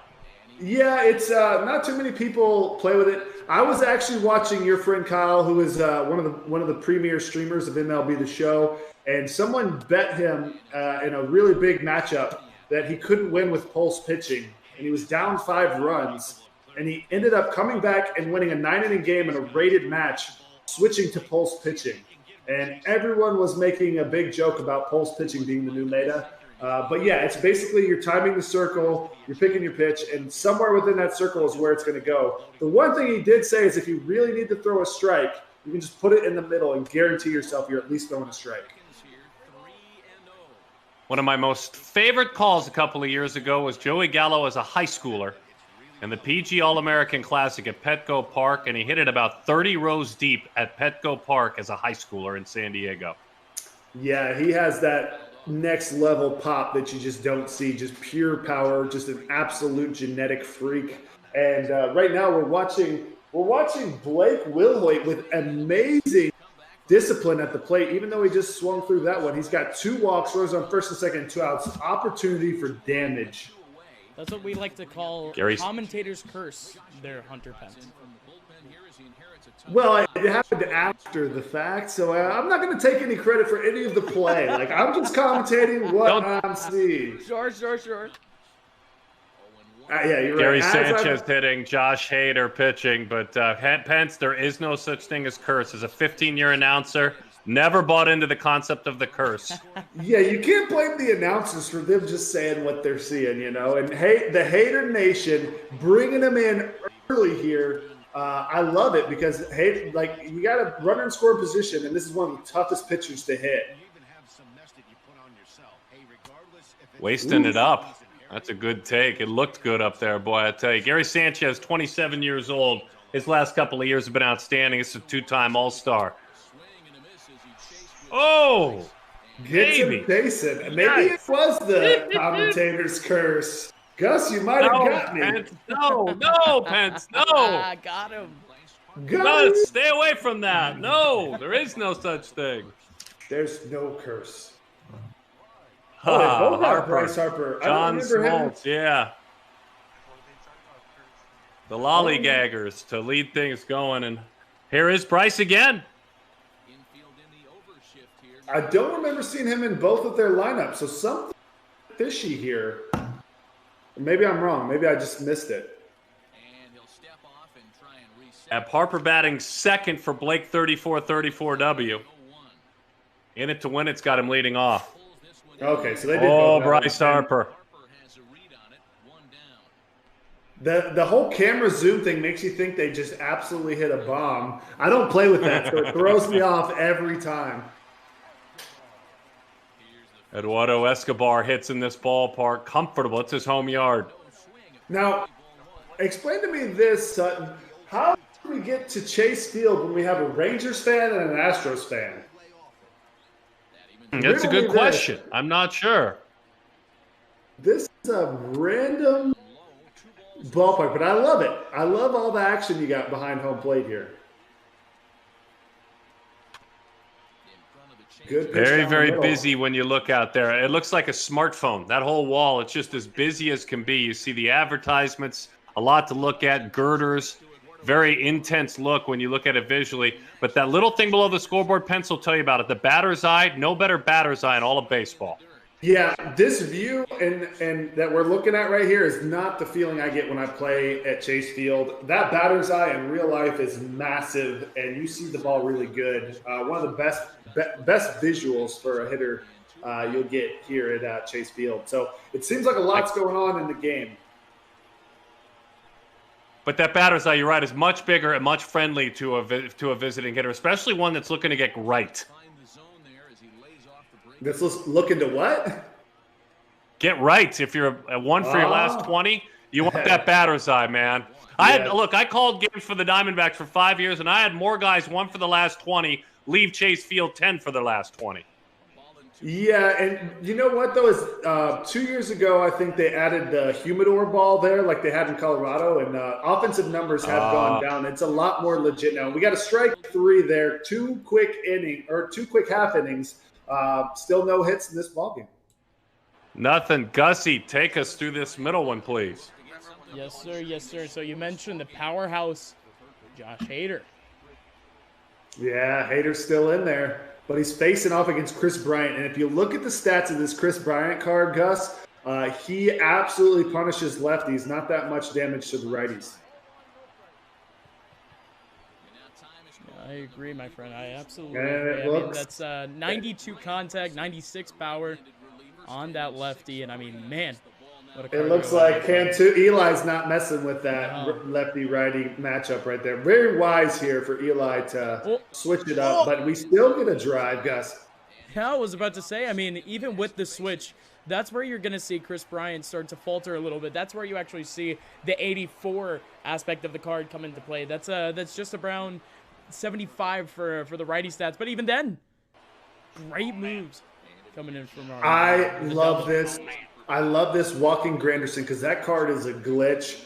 It just hits homers and homers, and he's getting a good opportunity for a double play ball here, Gus. Cal Ripken Jr. I haven't seen this card in action. A smart bunt. He's going for the bunt. Whoa. Wait. Okay. We're good. Just threw over to home. It happens. If I'm not mistaken, that was the rookie Cal Ripken Jr. card. And, yes, does have a pretty decent bunt stat. And, oh, boy. Oh, boy.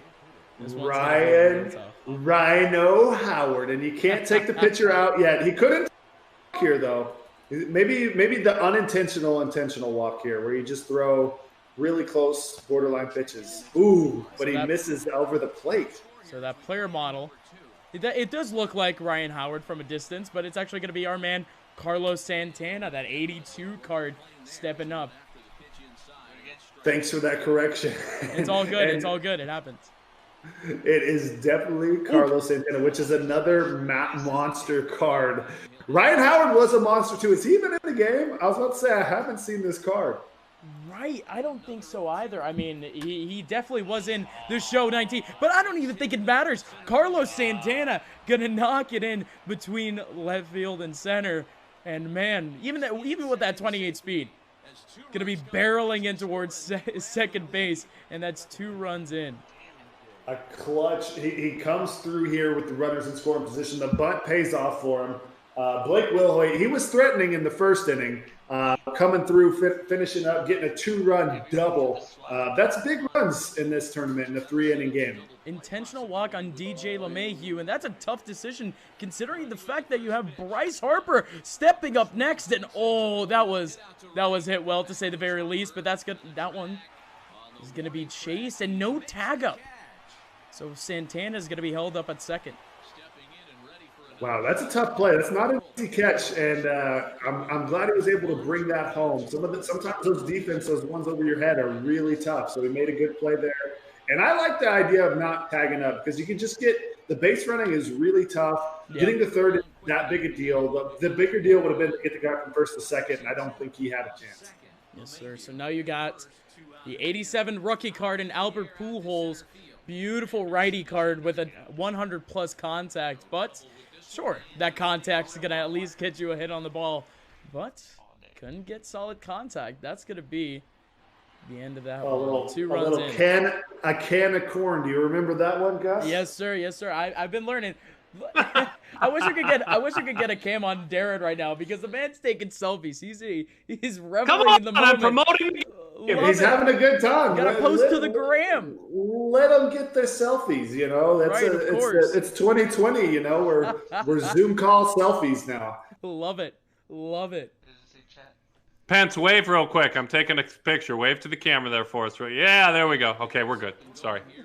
I love it. All right, so Eli is going to have an answer here. Down 2 runs, but, you know, we still got 2 innings to play. That's 2/3 of the ball game. So here's a card that I can't exactly give you too many stats on because this is a custom player, but this is one of the toughest, just kind of pitch formations, period. You know, you got that wide riding, that bending slider that Mr. Blake Wilhoit is going to be pulling off here. And even then, somehow we're going to see a little bit of a blooper. Javi Baez shoots them up the middle. Now, I got to say, side armors are much more difficult in real life than in this game because if you get good at just focusing on the ball in this game, the PCI to the ball is a lot easier than in real life, the deception that you face. But it's still cool to see these funky guys. These creative players. So he's got the 83 cards. Juan Soto stepping up. A great all-around card. Ooh, that's a good take.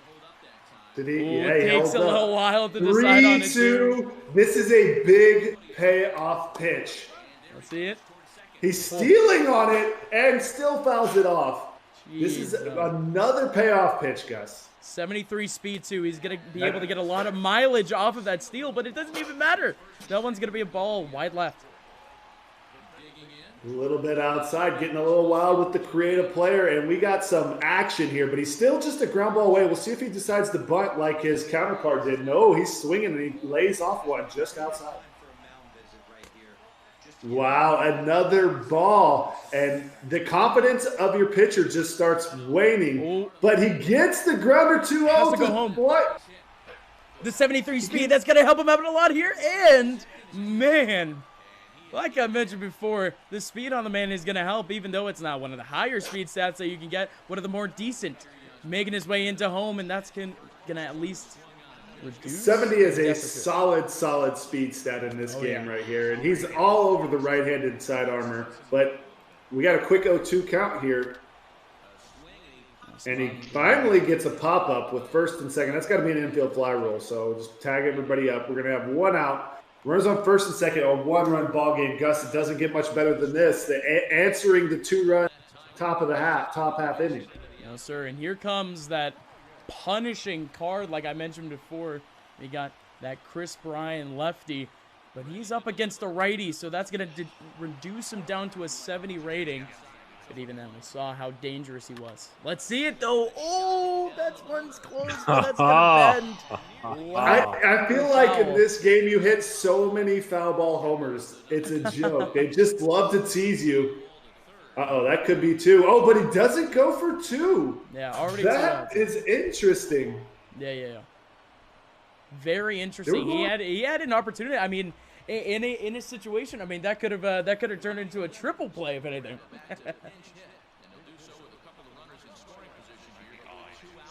But again, this one's tough.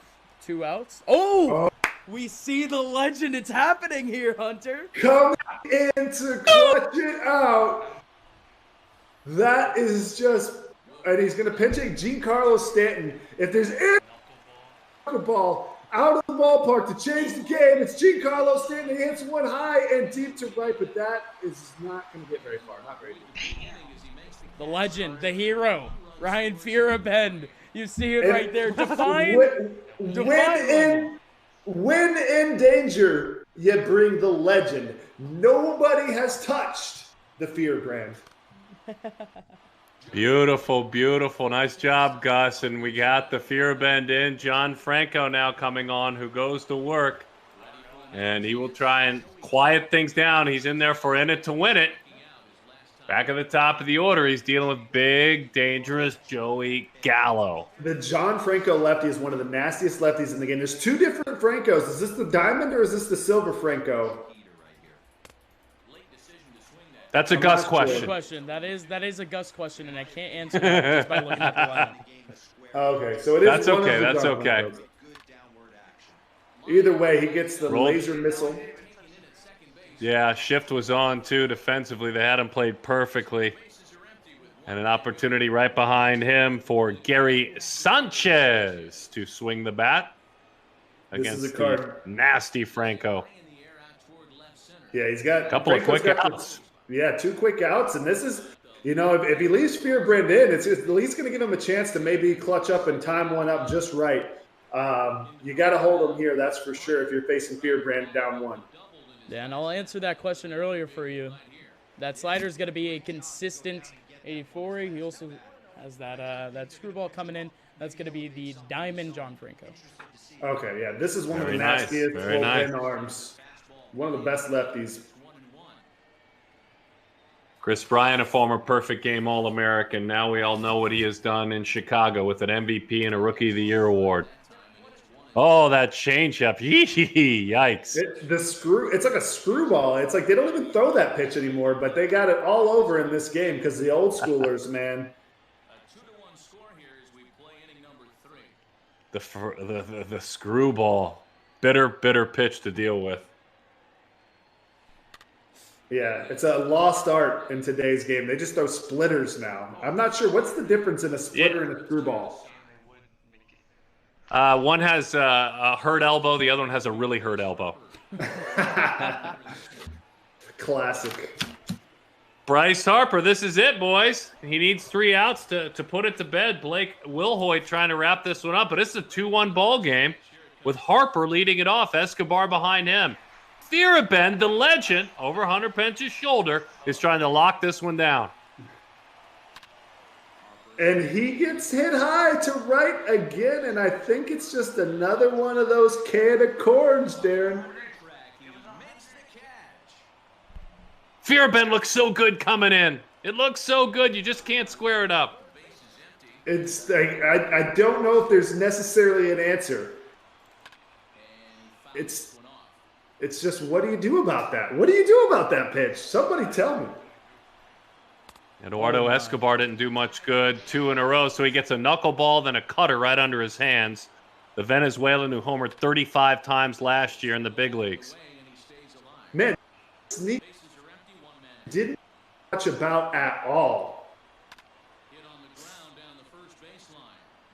I mean, yeah, he's just battling that. Can you show the dance? Look at this. Oh, pops him up, and that's classic Fearbrand. Nothing. 1 out away to a victory. 2 outs in the inning. Getting ever so close. Trying to lock down Eli Cantu is Blake Wilhoit out of Midlothian, Texas. Curtis Granderson is a glitch in this game. And if there is someone you don't want to have hitting, is Curtis Granderson. He hits soft stuff so well. Just foul. 2 strikes on him now.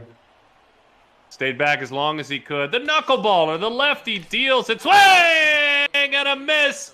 And there is the victory for Blake Wilhoit. Blake 34-34. W, appropriately W. Midlothian pride, Texan. Yeah, celebrate at Chase Field, boys. Love it. Love it. The Fearabend coming in as the closer. If you get a lead, just bring in the legend. Shut Come on, point to the everyone whiteboard down. one more time, Pence. Whiteboard one more time, right over your shoulder. There it is. Yeah, and I didn't even know if he was going to play today, but you saw it.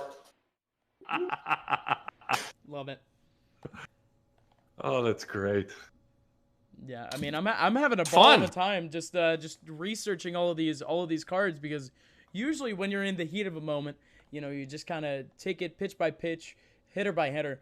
But now that I actually get to take a step back and actually get to analyze some of these cards, actually get to analyze some of these team compositions, man, it's nuts that a team full of diamond players that takes hours to grind out can all just be swept away under the rug by a 49 rated player in Ryan Fierben. Love it. Can't be stopped. Can't be stopped. All right, folks. Exciting stuff, man. Looks like Is Blake going to join us, you think? Do I think we have Whoa. the legend? Blake, what's up? You're live, buddy. What's up, man? How are you? Chilling, buddy. Chilling. Hey, Blake, congratulations. Darren Sutton, Hunter Pence, and Gus. Gus obviously is going to drive the ship here. We appreciate your time. That was a nice win for you. I want to talk real-life baseball before they talk gaming. You've got a busy summer, and we're excited to have things kind of open up. You have a chance to play for that Sticks 21 Black team. Chris Gay runs that program. I see you penciled in for 3 events. You're a Heritage High School guy. I know you missed a lot of your season, but kind of look forward to summer and getting a chance to get those innings and those at-bats back, how excited you are. Oh, man, just having that one season taken away from me and then hopefully getting to play this summer is just the best feeling. When Abbott was speaking, we get to hear that we might get to play. It was awesome just knowing that we might have a chance. Yeah, your governor speaking the other day, opening up youth sports and baseball. Real quick before Hunter jumps in here, I want to ask you about Randy, your dad, who played college baseball, and your mom, Jenna. She was a college softball player. You have 2 diamond sport parents. Tell me a little bit about the impact of mom and dad. Oh, yeah. I mean, first time I could walk, there was a bat in my hands, and it was just crazy. And I've just fell in love with the sport, and they're at every single one of my games pushing me to grind and be better, and I couldn't thank them enough for it. Yeah. Blake, this is Hunter Pence here. Congrats on the win, first off. From Midlothian, Texas. So I grew up when I was real young in Waxahachie, so I know a little bit about Midlothian. Tell us a little bit about being a fan of the Rangers, Patrick Mahomes, and why he's your inspiration, being from Texas. Okay, so, Patrick Mahomes is just one of my inspirations just because Texas Tech is my favorite college. I have a bunch of family that went there. My aunt was a cheerleader there, so when I was a baby, I would always be on the field like during the games and stuff like that. So, I grew up watching Patrick Mahomes, and when he got drafted, I just stuck with him, and he's just awesome. Yeah, he is inspiration. I love that story. He is from Texas, so going to Texas Tech, obviously the Red Raiders, I know how many fans there are in that neighborhood. Also, I wanted to ask a little bit about Bryce Harper being your favorite baseball player. That just started up from I saw a video of him hitting like a 600-foot bomb at Tropicana Field, and I was just like, that's crazy. So the high school Bryce Harper and the whole ESPN legend hype got you going, huh? It did, for sure. Okay. Now, speaking of legends, we all believe that Fierbrand is a legend, and you got you got the early 2-run lead. He started threatening with the runners on first and second, snuck a little single in there, and you went right to the legend himself. Tell us a little bit about your confidence in your bullpen and your confidence in Fierbrand. Well, first, Fierbrand was throwing a 58-mile-per-hour knuckleball. Then they patched it. Like, they sped it up, so it doesn't move as much. But, he's still the dirtiest person in the game, and you got to trust him. You gotta trust. So, talk us a little bit about the 2-run inning. How fun it is to be a part of this tournament, and how your heart felt being streaming in front of the 3 great broadcasters, mainly Mr. Darren Sutton and Gustave. Yeah, I was sweating. Man. I was sweating, and then I was gonna bring in Shohei, but to hit just because he can come in and pitch right after that. But I was like, let's bring in Carlos Santana, and he came up with a big knock right there for 2 runs. And I was like, let's go, and just happy for it. Yeah, that was a hit. Don't watch the replay because I called him Ryan Howard. But either way, that was a great at bat. We had a wonderful time watching you play. Gus, I'm gonna leave it to you. Sure, my friend. Sure. So I mean, we already mentioned the Fierben pick, but I mean, just overall, you have a team of just consistent diamonds, consistent 80s. Kind of run me through your adventures in MLB The Show 20 thus far, because really, when MLB The Show 20 came out, you know, you already had some people kind of winding down at home. I know that you also have to manage a little bit of gym time, but kind of run me through your experiences in MLB The Show 20 thus far. Yeah, it's been a grind. I mean, honestly, from working out, coming back home, and trying to get my team better for this. But I think I've had that Bryce Harper card since I got the game, and he's one of my best hitters, and I've played the best with him. So I mean, I have to keep him in the lineup, right? Absolutely, and he fits in a perfect place. I mean, you had DJ LeMahieu in that third inning. He ended up getting intentionally walked, and then right after, you have the backhand slap to the face. You had Bryce Harper ready and raring to go. So you'll love to see a card like that. But I mean, man, solid work today. Solid fundamentals from yourself. We were talking about kind of pitch discipline and all that, and I mean, really not much more to say. But you did mention that, you know, in terms of memorable experiences in your time playing the game, in terms of playing baseball, I mean, man, how are you actually juggling, you know, game time and gym time? Well, I think one of my friends, he built his own weight rack, and we go over there around 8:45, and we work out from then, and then we come back, and I'm a quarterback for my. So at 12:45, I have to get on a FaceTime every day with my coach and do a bunch of quarterback drills. So then after that, I mean, I'm free for the rest of the day. A multifaceted talent, just like the legend, Fierben, my friend. Nah, jokes aside, congratulations, my friend. Great W, and I'm sure that we'll see you in the next couple of weeks. Yes, sir. Thank you. Peace, Blake. Peace. Be good, man. Thank you. Yes, take care. And Blake, last question real quick. Did I hear you play for Chris Gay? I do. And last summer when we went to Houston, we went down to your restaurant, Coral Sword. No way. Yes, tell Chris I said hello. He's basically family to me. All the best. Good luck in the future. I know you've been playing baseball since you were 2, and good luck in football as well. Good games, man. FYI, I was supposed to go golfing with him today, but had to come to this because my game was getting streamed. Oh, you Chris to hang out with me? I'll have to let him know tonight. Great game, Yes, my man. Thank you. All right. All right, folks, please stay tuned because we still have one more game coming up next in our broadcast. It's going to be Nick Gates facing off against Anthony Fincher. You don't want to miss it. It's the end of our broadcast. It is going to be the conclusion of Week 2 of the Perfect Game Esports Invitational. My name is Gus, joined here by Darren Sun and Hunter Pence. We'll see you guys in just a couple of moments. Welcome back, folks, to the Perfect Game Esports Invitational. My name is Gus, joined here by Darren Sun and the one and only, the tall and handsome, the strong man, Hunter Pence. What's up, guys? Pence, you ready?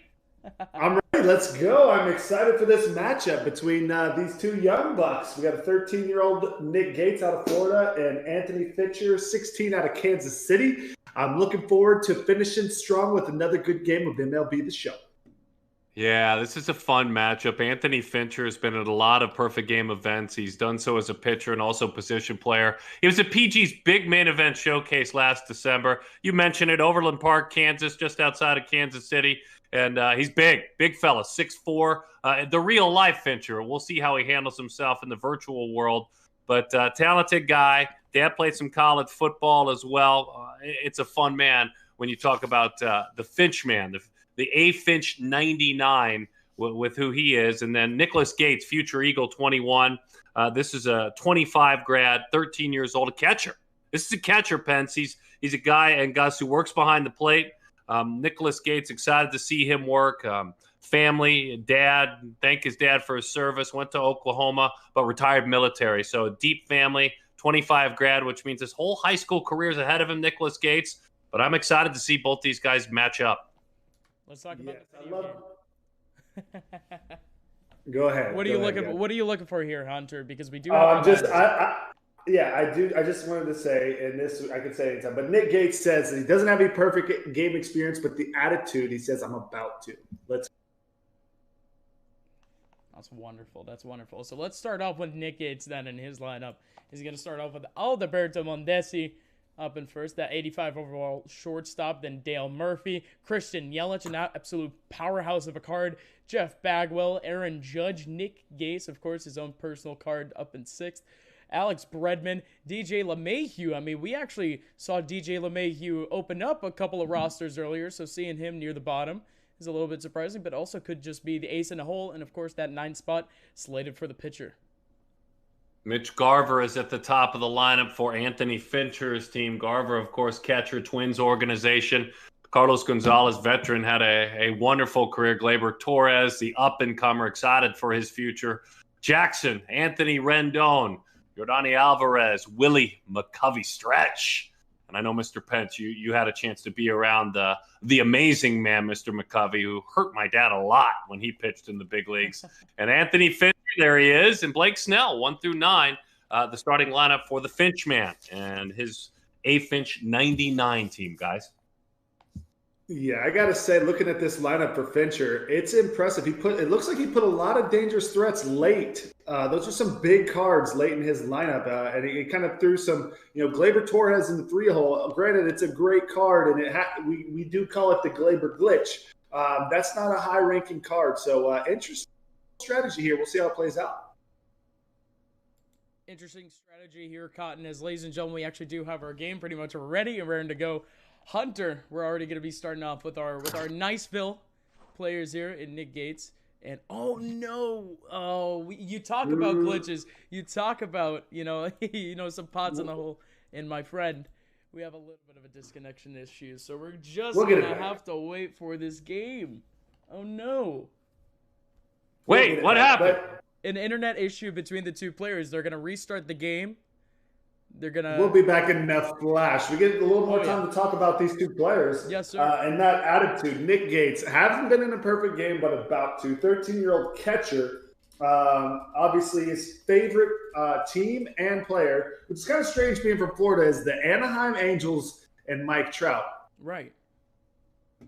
I love them. That's my favorite team, Mr. Pence. No offense, obviously. I know you have teams that have dealt with them, but, pitched in the minor leagues for them for a while. My first big league job was with them. My father won his 300th game. And I think a lot of that happens, Hunter, because of with you too. I mean, you have that kind of draw towards young baseball fans, but I think that happens because of Mike Trout. I think people adopt the team because of the player, huh? Yeah, it could be any number of things. It could be family, his dad. You never know. It's definitely going to be an interesting story. And I also want to go back to the Finch man as well. I like this. His community work. He's done stuff with Alex's Lemonade Stand, which I'm not sure what that is, but it sounds cool. But he's also on the Sprinkle Strong with Alex Gordon. So the Finch man, not only is he a beast at 6'4", he's done a lot of perfect game events, but he's also active in the community. Just a lot of things to be excited about, getting an opportunity to talk to one of these two kids. Yeah, and you know who Alex Gordon is as far as the community goes. That's his effort to the Alex's Lemon Stand and reaching out and helping those in need. And, you're doing your job, right? If you're Alex Gordon, like you, a long and successful major league career, but you're doing your job if you're signing up the young people in your community to help you. That's really when you're impacting community. And it's cool to see Anthony Fincher jump in there and, the successes that he's been able to have. So passing it along, cool stuff. I like that. Very, very cool catch there by you, Hunter. Absolutely. And as a community, power in numbers and power in working together and learning the lessons together. So it's really cool to have that kind of, him being from Kansas City, being a ball player and jumping on board with a big league ball player. Win-win all the way around. How we looking, Gus, with the game coming around? Looks like we're connecting at the moment. They're starting up the lobbies, setting up the stadiums and whatnot, so we should just be ready and raring to go really any second now. Now, again, I mean, I was, we're just browsing through that lineup, and you couldn't really call it between either team because you have Nick Gates coming in with a pretty decent lineup of, from 85 to a 90 range. And then you have a couple of curveballs coming in from the team from Anthony Fincher. Of course, you got to look over to that Reggie Jackson card. Like you mentioned, the quote-unquote glitch, Gleyber Torres. So, I mean, overall, I mean, there should be a couple of surprises in this deck. But, I mean, just looking at Finch's squad in general, he has the most diamonds. He has diamonds in the back four, the middle three, and with Nick Gates, it's a little bit more balanced. Yeah, but I'm gonna highlight his leadoff hitter as maybe one of my favorite cards in Battle Royale, and I'm so sad that I didn't pick this card because I hadn't played with it. I took the Gary Sanchez catcher card, and you get the option between the two, and it's the Alberto Mondesi shortstop, switch hitting, power from both sides, super speed. So, like, I love this card, and oh, here we go. We've got the game going on. They connected straight on in, and looks like that pitcher who was unnamed before is going to be Yu Darvish. A lot of love for the Yu Darvish card because he's also a great hitter. Now, Trey Turner leading off for Anthony Fincher, which we saw. We thought it was Alberto Mondesi. Am I mistaken here? Right, which is a little bit of a curve for us, but again, Nick Gates, he's the one pitching. Yeah, I got it backwards. It's all good. And, I mean, we talked about that Mitch Garver. He's going to end up getting out for that first one. But Carlos Gonzalez stepping up second. He's going to get himself a nice little single. And that'll bring up Gleyber Torres. Gleyber glitch batting in the 3-hole. And he's hitting .415 with him in league, so he definitely knows what he's doing. And he takes one in the shoulder, a little bit of a timing issue. This can happen with the Yu Darvish card. It's not the best command, even though it's electric stuff. So up next, Eddie Matthews. Good contact, good power. And you do see a little bit of a showcase of that, but not going to equate in too much progress for this team. And a double play. No! So close. I thought that was in. Oh, he baited me out. Like I mentioned before, a matter of pixels here, Hunter. A matter of pixels again, and that's a risky, an unnecessary risk. Getting from second to third doesn't mean that much with 2 outs, but we'll see it. Maybe he's bunting. But the Mitch Garver batting here in the 5-hole, this guy is one of the secret, most underrated catchers in all of the game. I want to say he hit upper 20s, maybe even 30 homers, and he wasn't even the everyday catcher. He was sharing time with Castro. Incredible at bats. So, but he grounds out here to end the first half. Lot of danger. We got a nice hit. We got 2 runners on, a walk. But he weasels his way out of that first half. Yeah, real close. And I mean, just for in comparison to our other games, this is already high impact. Alberto Mondesi right here. I love this card. I love the talent of the player, Gus. And we got a 1-0 count. I like seeing him take pitches, Gus. Good discipline this far. Currently 1-1. Ooh, that sinker, that's gonna get you. And I mean, that high sinker. I like how we mentioned before, because both of these lineups have had a little bit of a switch up from what were submitted before. So both teams making some switches. Mitch Garver not actually going that first spot for Anthony Fincher, and instead of Blake Snell stepping up in that starting position, it's going to be Roy Oswalt. And the up and in cheese to finish him off. It's a tough pitch to hit. Then he goes right to the down the way slider, righty on righty, gets him chasing. You gotta regroup after a tough strikeout. This Roy Oswalt card, it's a tough one to get, but when you get it, I mean, I don't blame him. I don't blame him switching out that Blake Snell, especially in the couple of days since the submission came in. Making that quick switch, that hot tag. Now this Christian Yelich, not only is he one of the best players in the game, one of the most electrifying at bats to watch. The crowd goes nuts every time he comes up, but the card is incredible. We haven't seen too many people with this card. I don't know if it's rare, hard to get, or if it's just too high rated. Yeah, it's an 89 rated card, and I mean it's just a standard live series card. So I mean it can't be as hard as other diamonds, but Christian Yelich, a great overall player in this game. Great clutch stats, great contact stats, great incredible power stats too. Ooh, but even then, that's a good. This Roy Oswalt card, putting in the work. That was a good pitch to swing at, though. Lays off it. I'm pretty sure he laid off it. We get the no swing. It's very rare you get the swing on the check swings in this game, but you do get them sometimes. Oh, that one was down over to the outside, and even then, the shift. Oh, he caught him. He caught him lacking. To wiggle it through the shift, it makes a lot of baseball fans happy because there's a lot of baseball fans that have some angst towards the shift. And there was an amazing tweet, I believe, from Matt Carpenter talking about all the things he missed in baseball. And that is going to be a matter of pixels. He's out. He's out of here. Unreal. And he had such a good card stepping up to the plate, too. That Jeff Bagwell ready and raring to go. But he caught him. Yeah, speak about catching him lacking play after play, my friend, and we're already in the second. Whew, yeah. Reggie Jackson ready to roll, Hunter. Jackson, who we have seen have an impact in earlier games being played, goes to work for Fincher.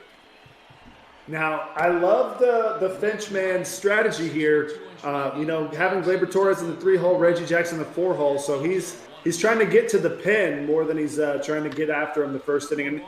And to be fair, a lot of times you're trying to feel your pitcher out, like how the person pitches. So it makes a lot of sense to put your better players late in the lineup in a 3-inning game because it gives you a little time to figure out what they're throwing, and then your big guys are coming. Yes, sir. I like it. We haven't seen anyone else do that. And cracks one. Middle of the diamond into center field. That's a base hit for Reggie Jackson in front of Anthony Rendon. Now, boy, did they capture his approach. Look at that. Yeah, they have his stance down so good, like he's playing the violin or something. One of the things that strikes me most about Rendon and his play is how quiet and soft it seems like he's swinging and how far and often he hits homers. But there he goes down swinging at the high one. Yeah, Rendon, who played his travel ball for the Houston Heat, played at PG events. Obviously went to Rice, goes down for Stretch, the legend, Hall of Famer Willie McCovey. And one of the greatest humans I've ever met in the game of baseball. You just feel like his when you see him and the smile on his face and the twinkle in his eye, like he's giving you a soul hug. You just can't help but feel warm and comfortable around this guy. And he cracks one right at third base. And here's our cap man, Anthony Fincher, who's playing at the second base position. Or is he hitting for himself? He's hitting for himself. Pinch hitting with the ever-dangerous Matt Olson. Can absolutely punish anything. If he puts it in play, it's in danger of being a homer, Darren. Yeah, Olson, big time. Well done, Pensy. Big time. A big-time Gold Glove winner. What a great defender he is. This is a Perfect Game alum out of Georgia. Olson initially was the Vanderbilt commit, and the A's made him a first-round pick in 12. They're throwing it all over the place right now. Lock it in, boys. Let's go. No advancement. I think he was baiting them. These little things, base running is hard. It's risky to go for that extra base. So I think he played it safe, stayed home, and he didn't take the bait.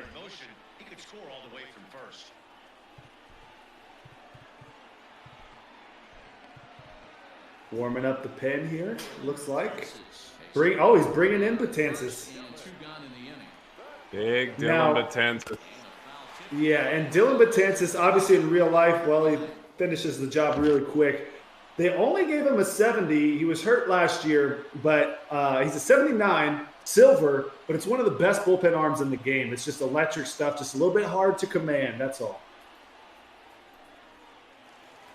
Snell gets ready to go to work. And he deals with that stance that you know very well if you're a longtime fan. Jeff Bagwell, the Hall of Famer. Uh-oh, look out. They captured that stance pretty good, too, there, Sut. The Bagwell and the really Rendon. did. Like he's sitting on a rocking chair. Now, talking to Roger Clemens back in the day, he said that his strategy against Bagwell was to hold on the mound as long as he could because he figured his legs would get tired. Ooh, I love that. Well, that's good insight. He goes down that time on strikes, but I love that. Aaron Judge will hit. Now, this Aaron Judge card, if you touch it, it goes, just like in real life. Fresno State Aaron Judge. Not a big-time name coming out of high school. Just grew into himself, basically. And that high cheese is just tough to keep up with. That's back-to-back strikeouts. Snellzilla doing what Snellzilla does, just the high cheese and the soft stuff in the dirt, and he's got Nick swinging at everything right now. Over the top of that one, right through it. Wow, that's an uncomfortable swing right there. There he goes. He's starting to get the rhythm. He lays off it at least to get to 1 and 2. Let's see if he can work the count a little more here. Beat him in, right in on the knuckles. Fly ball right field, pretty well struck. Shy of the wall, and it is put away. Here we go to the third. Gussie and Pence are going to take us home. We'll see. We'll see if this is the final inning, gentlemen. We saw some free baseball earlier, my friend, and I think this one has potential to be one of those classics. But the 98 speed card can't make it to first off of a great bunt. Yeah, you know, it's Trey Turner's so fast. If you can just get him on base, he can hit too, and he can hit for pop. So obviously there's a lot of bunt cheese in this game, but it's a risk because when you get that guy on, he can hit. And this one run, it looks like, is going to be a big impact to this game. So getting that first out, 1 pitch, 1 out. So don't know if I'm looking at this straight or if there's an upgraded card, but this Carlos Gonzalez card might be the downgraded one, the 71 version. Not great contact stats nor power. Great fielder, however, but that one's going to be thrown away. 2 outs already at the top of the third. This is a big at bat here because if he can get Glaber on, and he hits really good with him, he gets, I believe the next one in his lineup is the Reggie Jackson card, and that is very dangerous. Huge. That would be huge for him to get on. That's potential 2 right there. Now the 0-2 and a slur, but this is in the dirt for a ball. But 2 quick outs. Oh, there you go. That. Oh, and Glaber does what Glaber Glitch does. He sneaks it in there to give himself the at bat with Reggie. Oh, no, it's not. It's Eddie Matthews, which is another exceptional card. Yeah, absolutely. Absolutely. And I'm looking at this right again. We've seen a lot of changes between these 2 lineups before the game, so I'm not trusting too much on our lineup. It gives us a good, a good benchmark of what to expect, but actually placing here this Eddie Matthews card right in the 4th. Not a bad idea by any means, like you mentioned before. And most likely you have the Reggie Jackson right after. But a 2-2 count. Things are getting intense.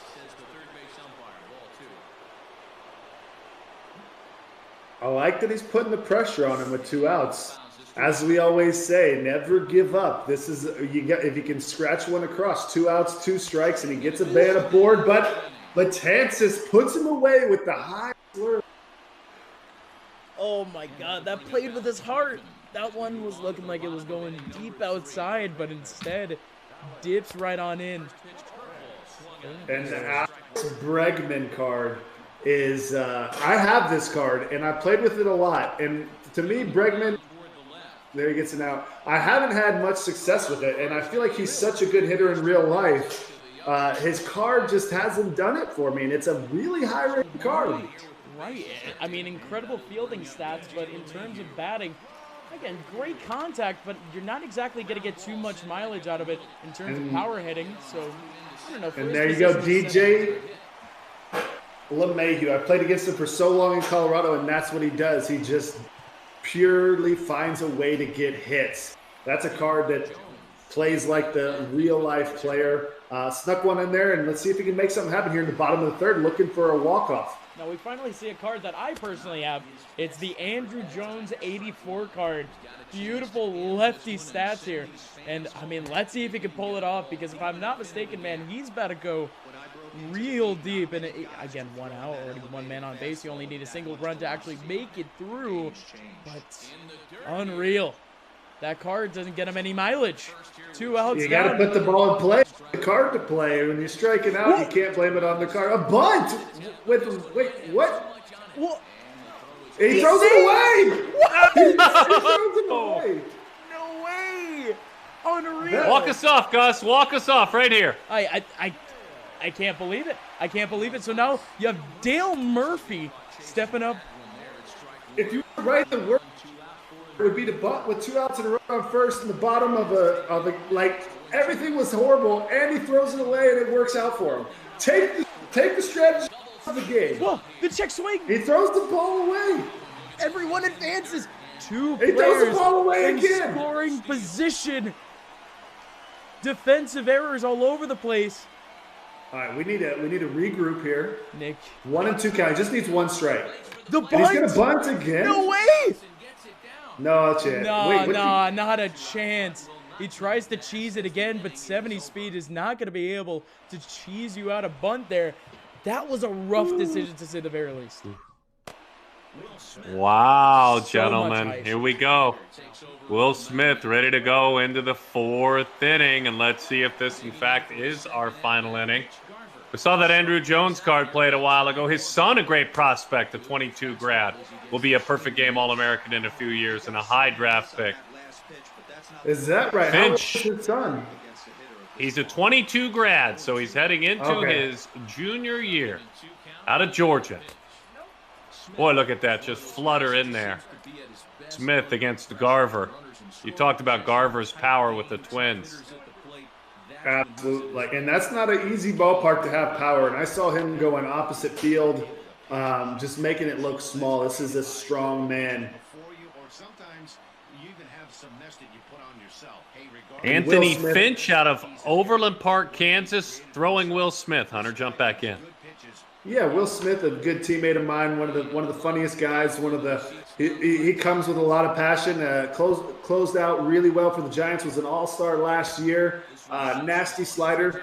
Quick story for Will Smith. I told Joey Gallo when he was facing him, I said, he loves the slider. Sit on the slider. He throws him 1 pitch, a fastball, and Joey Gallo takes him deep in the all-star game. Love it. See what's He got the first when one as a strikeout. Oh, my goodness. Pay attention to the veterans. Reggie Jackson. He didn't listen to me at all. Like, don't pay attention to the veterans. But, yeah, I love that. Reggie Jackson here. Will Smith just not afraid. Slider, slider, slider. Sit down. Jackson homering earlier being used in this event. Not that time, though. Elevated fastball, changes line of sight. Back-to-back strikeouts to start the inning. Now, Rendon. I'm wondering with up to bat right now is Anthony Fincher. Is that correct?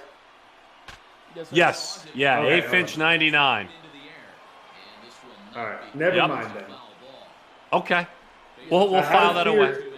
I had a theory that maybe he was going UCLA Bruins colors here with the unis, and maybe there was some kind of connection, but it's Fincher, whose favorite team is actually the Yankees. His favorite pitcher is Greg Maddux, and Ted Williams is his inspiration.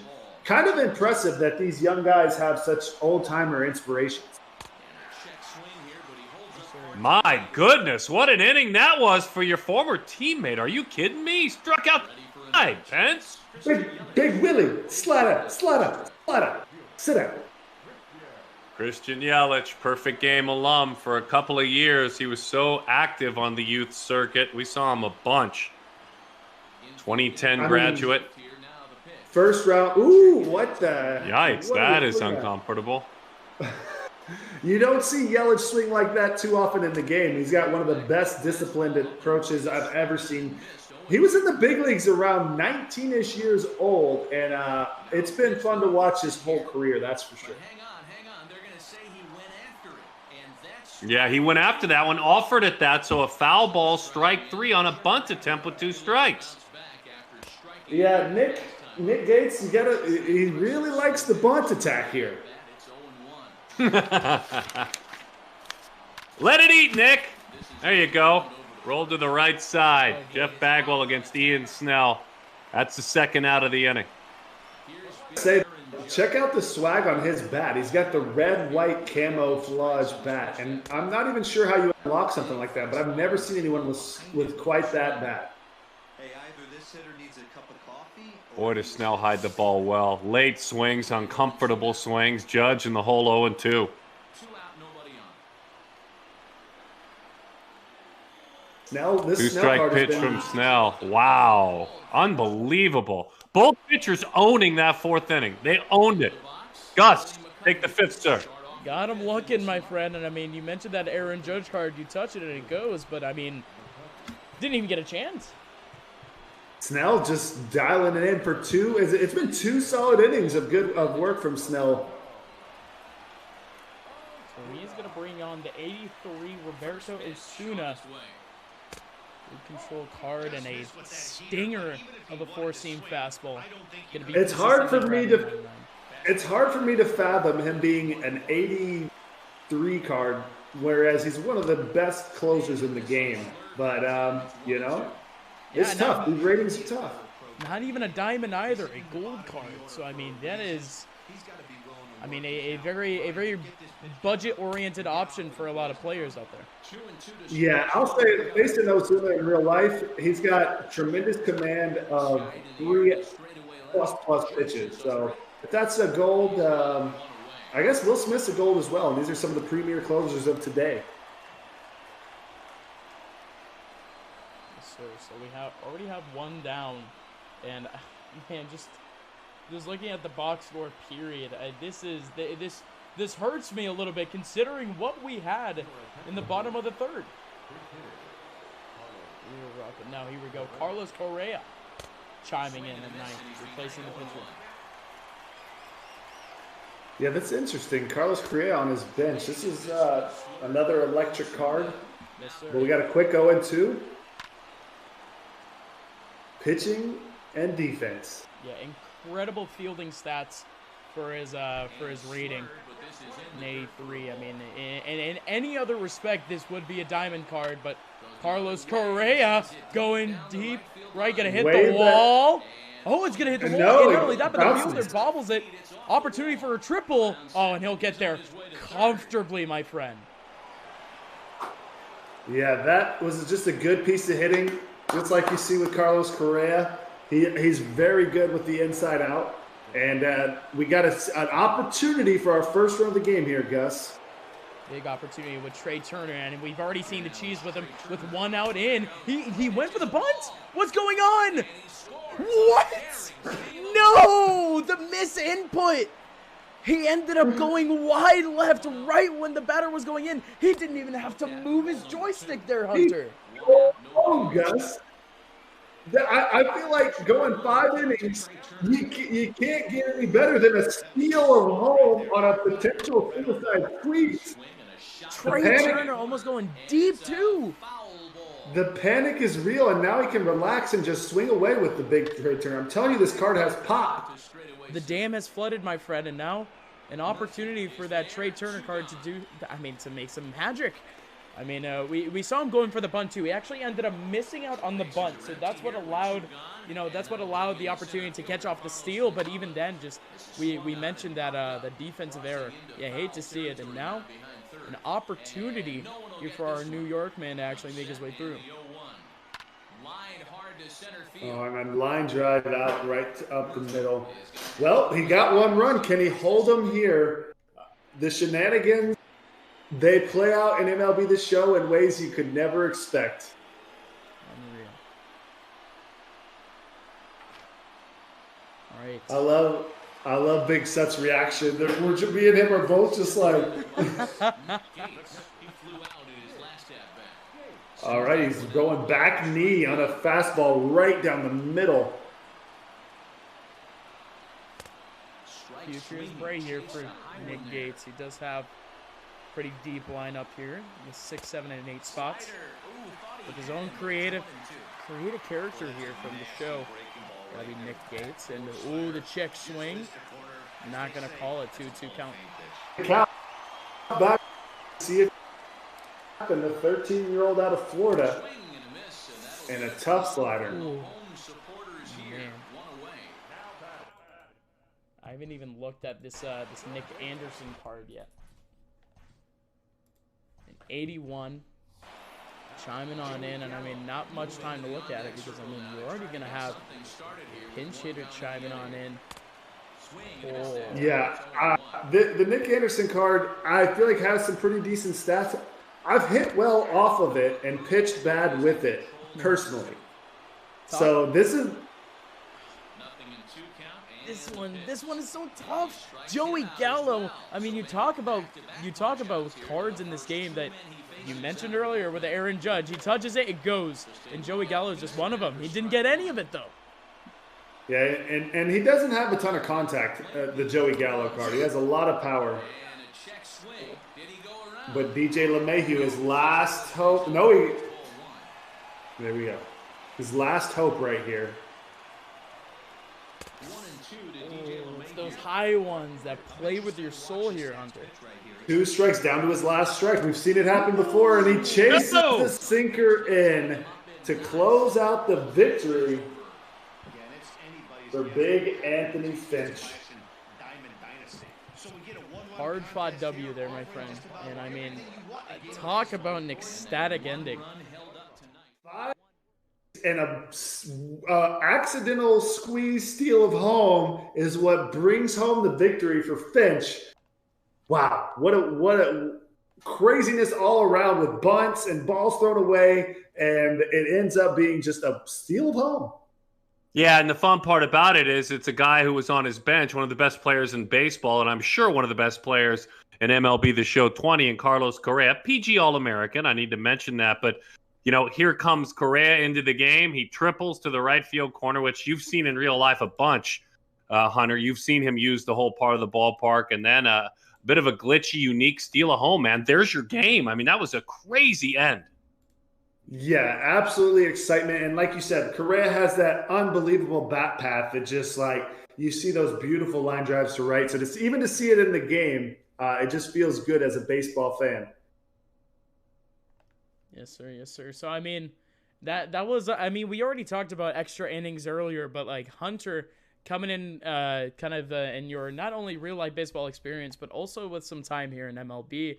I mean, how do you treat extra inning games like these? Because of course you have to have deep depth in your bench, but you know, you run into a wall a little bit later on in terms of your player choices, if I'm not mistaken. Yeah, you got to manage your team properly. I know for me in the Players League, I had more extra innings, I think, than anybody. Almost all my games went to extra innings. And managing the bullpen is the most difficult part. And the new rule where a pitcher has to face 3 batters, you can't mess that up because if you get the wrong matchups, you get in a big pickle. Yes, sir.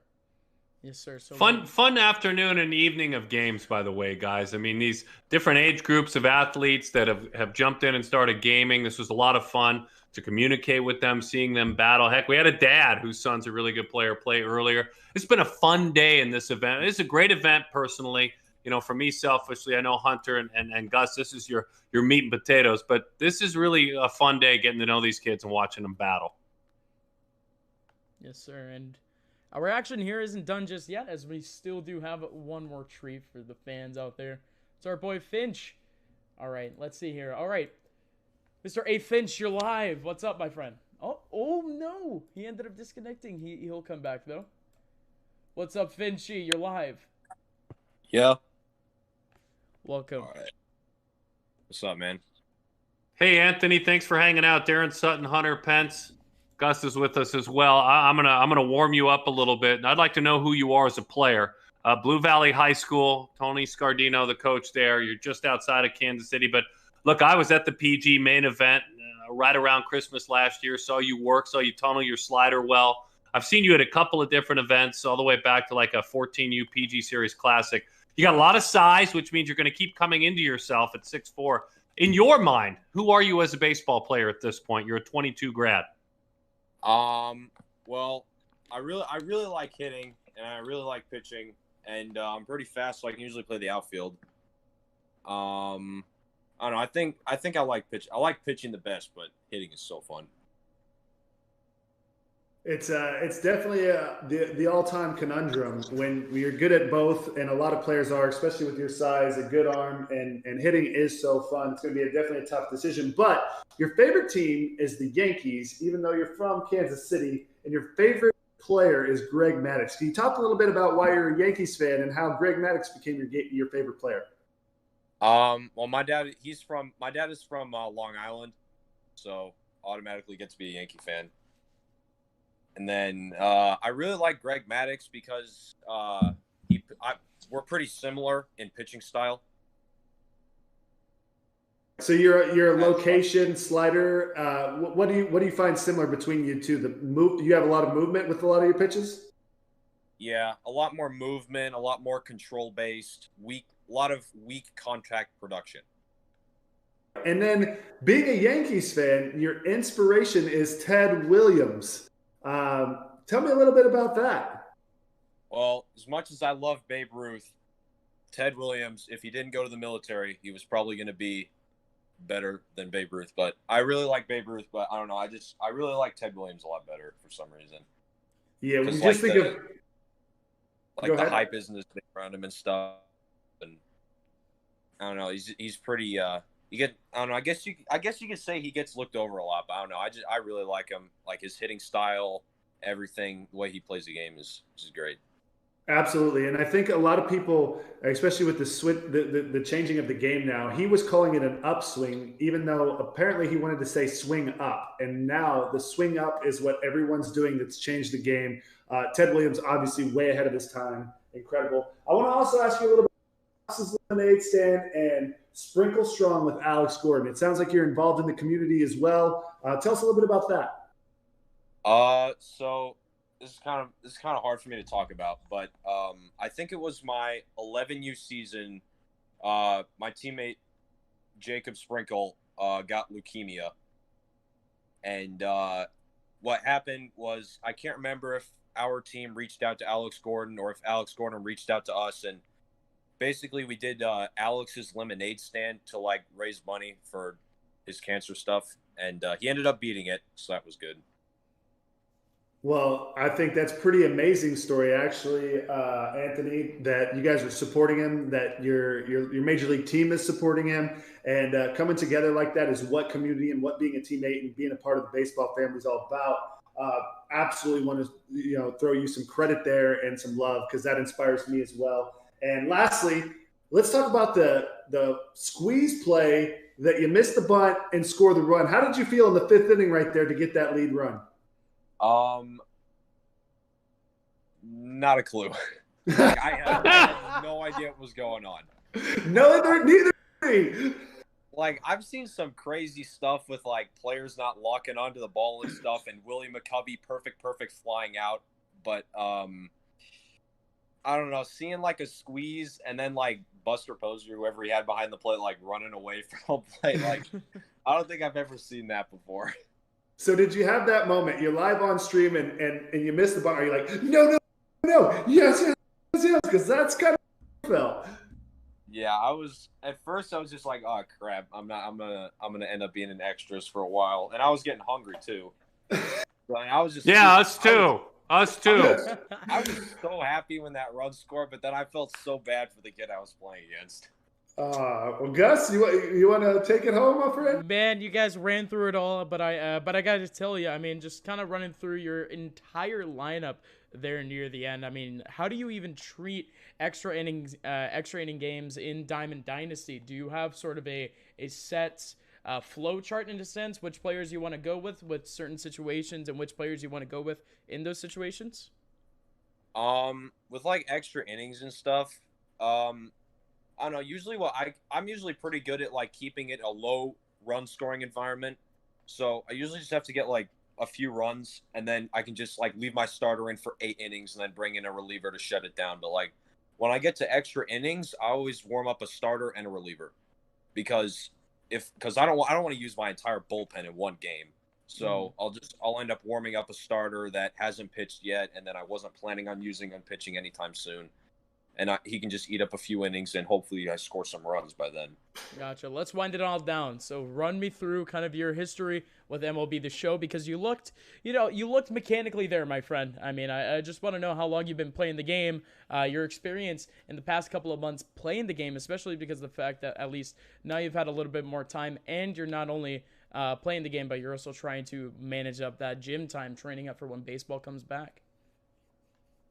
Oh, yeah. I've been playing MLB since July of last year, I think, because I didn't have a PS4 for a while, and then I got one after Christmas, and then I heard about this game. I got to get this game because it sounded like a whole bunch of fun. It's hard, but it's fun, so I like it. Well, there you go, my friend. Hey, thank you so much for your time, my friend. I mean, an amazing interview, one of the best that we've had thus far, and I got to give it up to you, man. Congratulations on the W. All right. Yeah, no problem, man. Way to go, Anthony. Peace. Be good. Thanks. Take care, Big Finch. Okay, wait. So is that Hunter Pence talking right there? Or This is Hunter Pence, yes. okay. I just wanted to say it is a pleasure to meet you. It's great meeting you. I enjoyed calling your game, and good luck the rest of the way, my friend. All right. Thank you so much. That's awesome. That's awesome, Hunter. Amazing. So do I just back out? It's all good, man. It's all good. Go eat. You can go eat dinner now. Go eat. Go eat. Good game. Go eat. Absolutely starving right now. Let's go. Bye. Go eat. We love you. All right. See ya. Oh, that's great. Wonderful. Oh, Ladies so and gentlemen, do I- what a day. What a day. And I mean, this is the second of many, because we are back next Wednesday, guys. Yes, indeed. What a wonderful group of ball games. I'm just going to run over real quick all of our winners. Sure. We had Joseph Jack from New York. We had Braden Sharp from Sacramento. Actually, Houston. He grew up in Sacramento. Blake Wilhoit played for Chris Ye. And then Anthony Finch brings home the last game. Some great ball games, some good baseball. Big Sut, do you feel like you know a little bit more about MLB The Show yet? I'm learning. You guys are awesome, man. I mean, I've learned so much about, the ins, the outs, the strengths, and how you can trade off strengths for, one player or another. You get a lower grade card on certain athletes. It doesn't necessarily always match up to the real life guy, but I don't know how much I have to learn because I have you guys every week. I'm going to be honest with you. So I'm going to keep kind of drafting off of you guys and keep rolling right along. Sure. By the end, I would like to see you two play off in a game of MLB The Show. I'm not going to lie here. Okay. Well, if there's a run rule, he'd probably drop it on me, but I'll play. I'd love to. All good. I'm not the greatest MLB The Show player, trust me, but I do enjoy the game, that's for sure.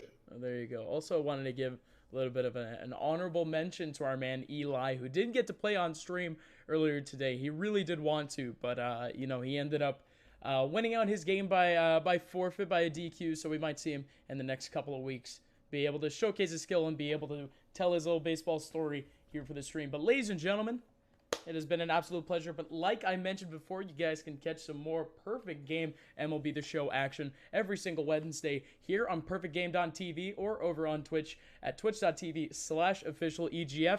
Guys, do you guys have any last plugs before we go? Fear brand. Just all week long, think Fear brand. If you think about anything, think about the left-handed knuckleballer. He is a legend. You see Hunter Pence's homemade graphic right there. Otherwise, have a great week. Some of you folks are getting out there a little bit more. Be safe out there. If you can play catch outdoors, be safe, enjoy it. But you know what? Some of you around the country watching are being blessed with some outside time. Go get it and enjoy it. There you have it. Thank you all for being here. Thank you guys for broadcasting these games with me. It's been a blast. Can't wait for next week. Hope you all be safe and get your good baseball work in. Let's go. Adios, everyone. See you guys next week. Next Wednesday, 5 p.m. Eastern Standard Time. We'll see you guys then. Peace. Later.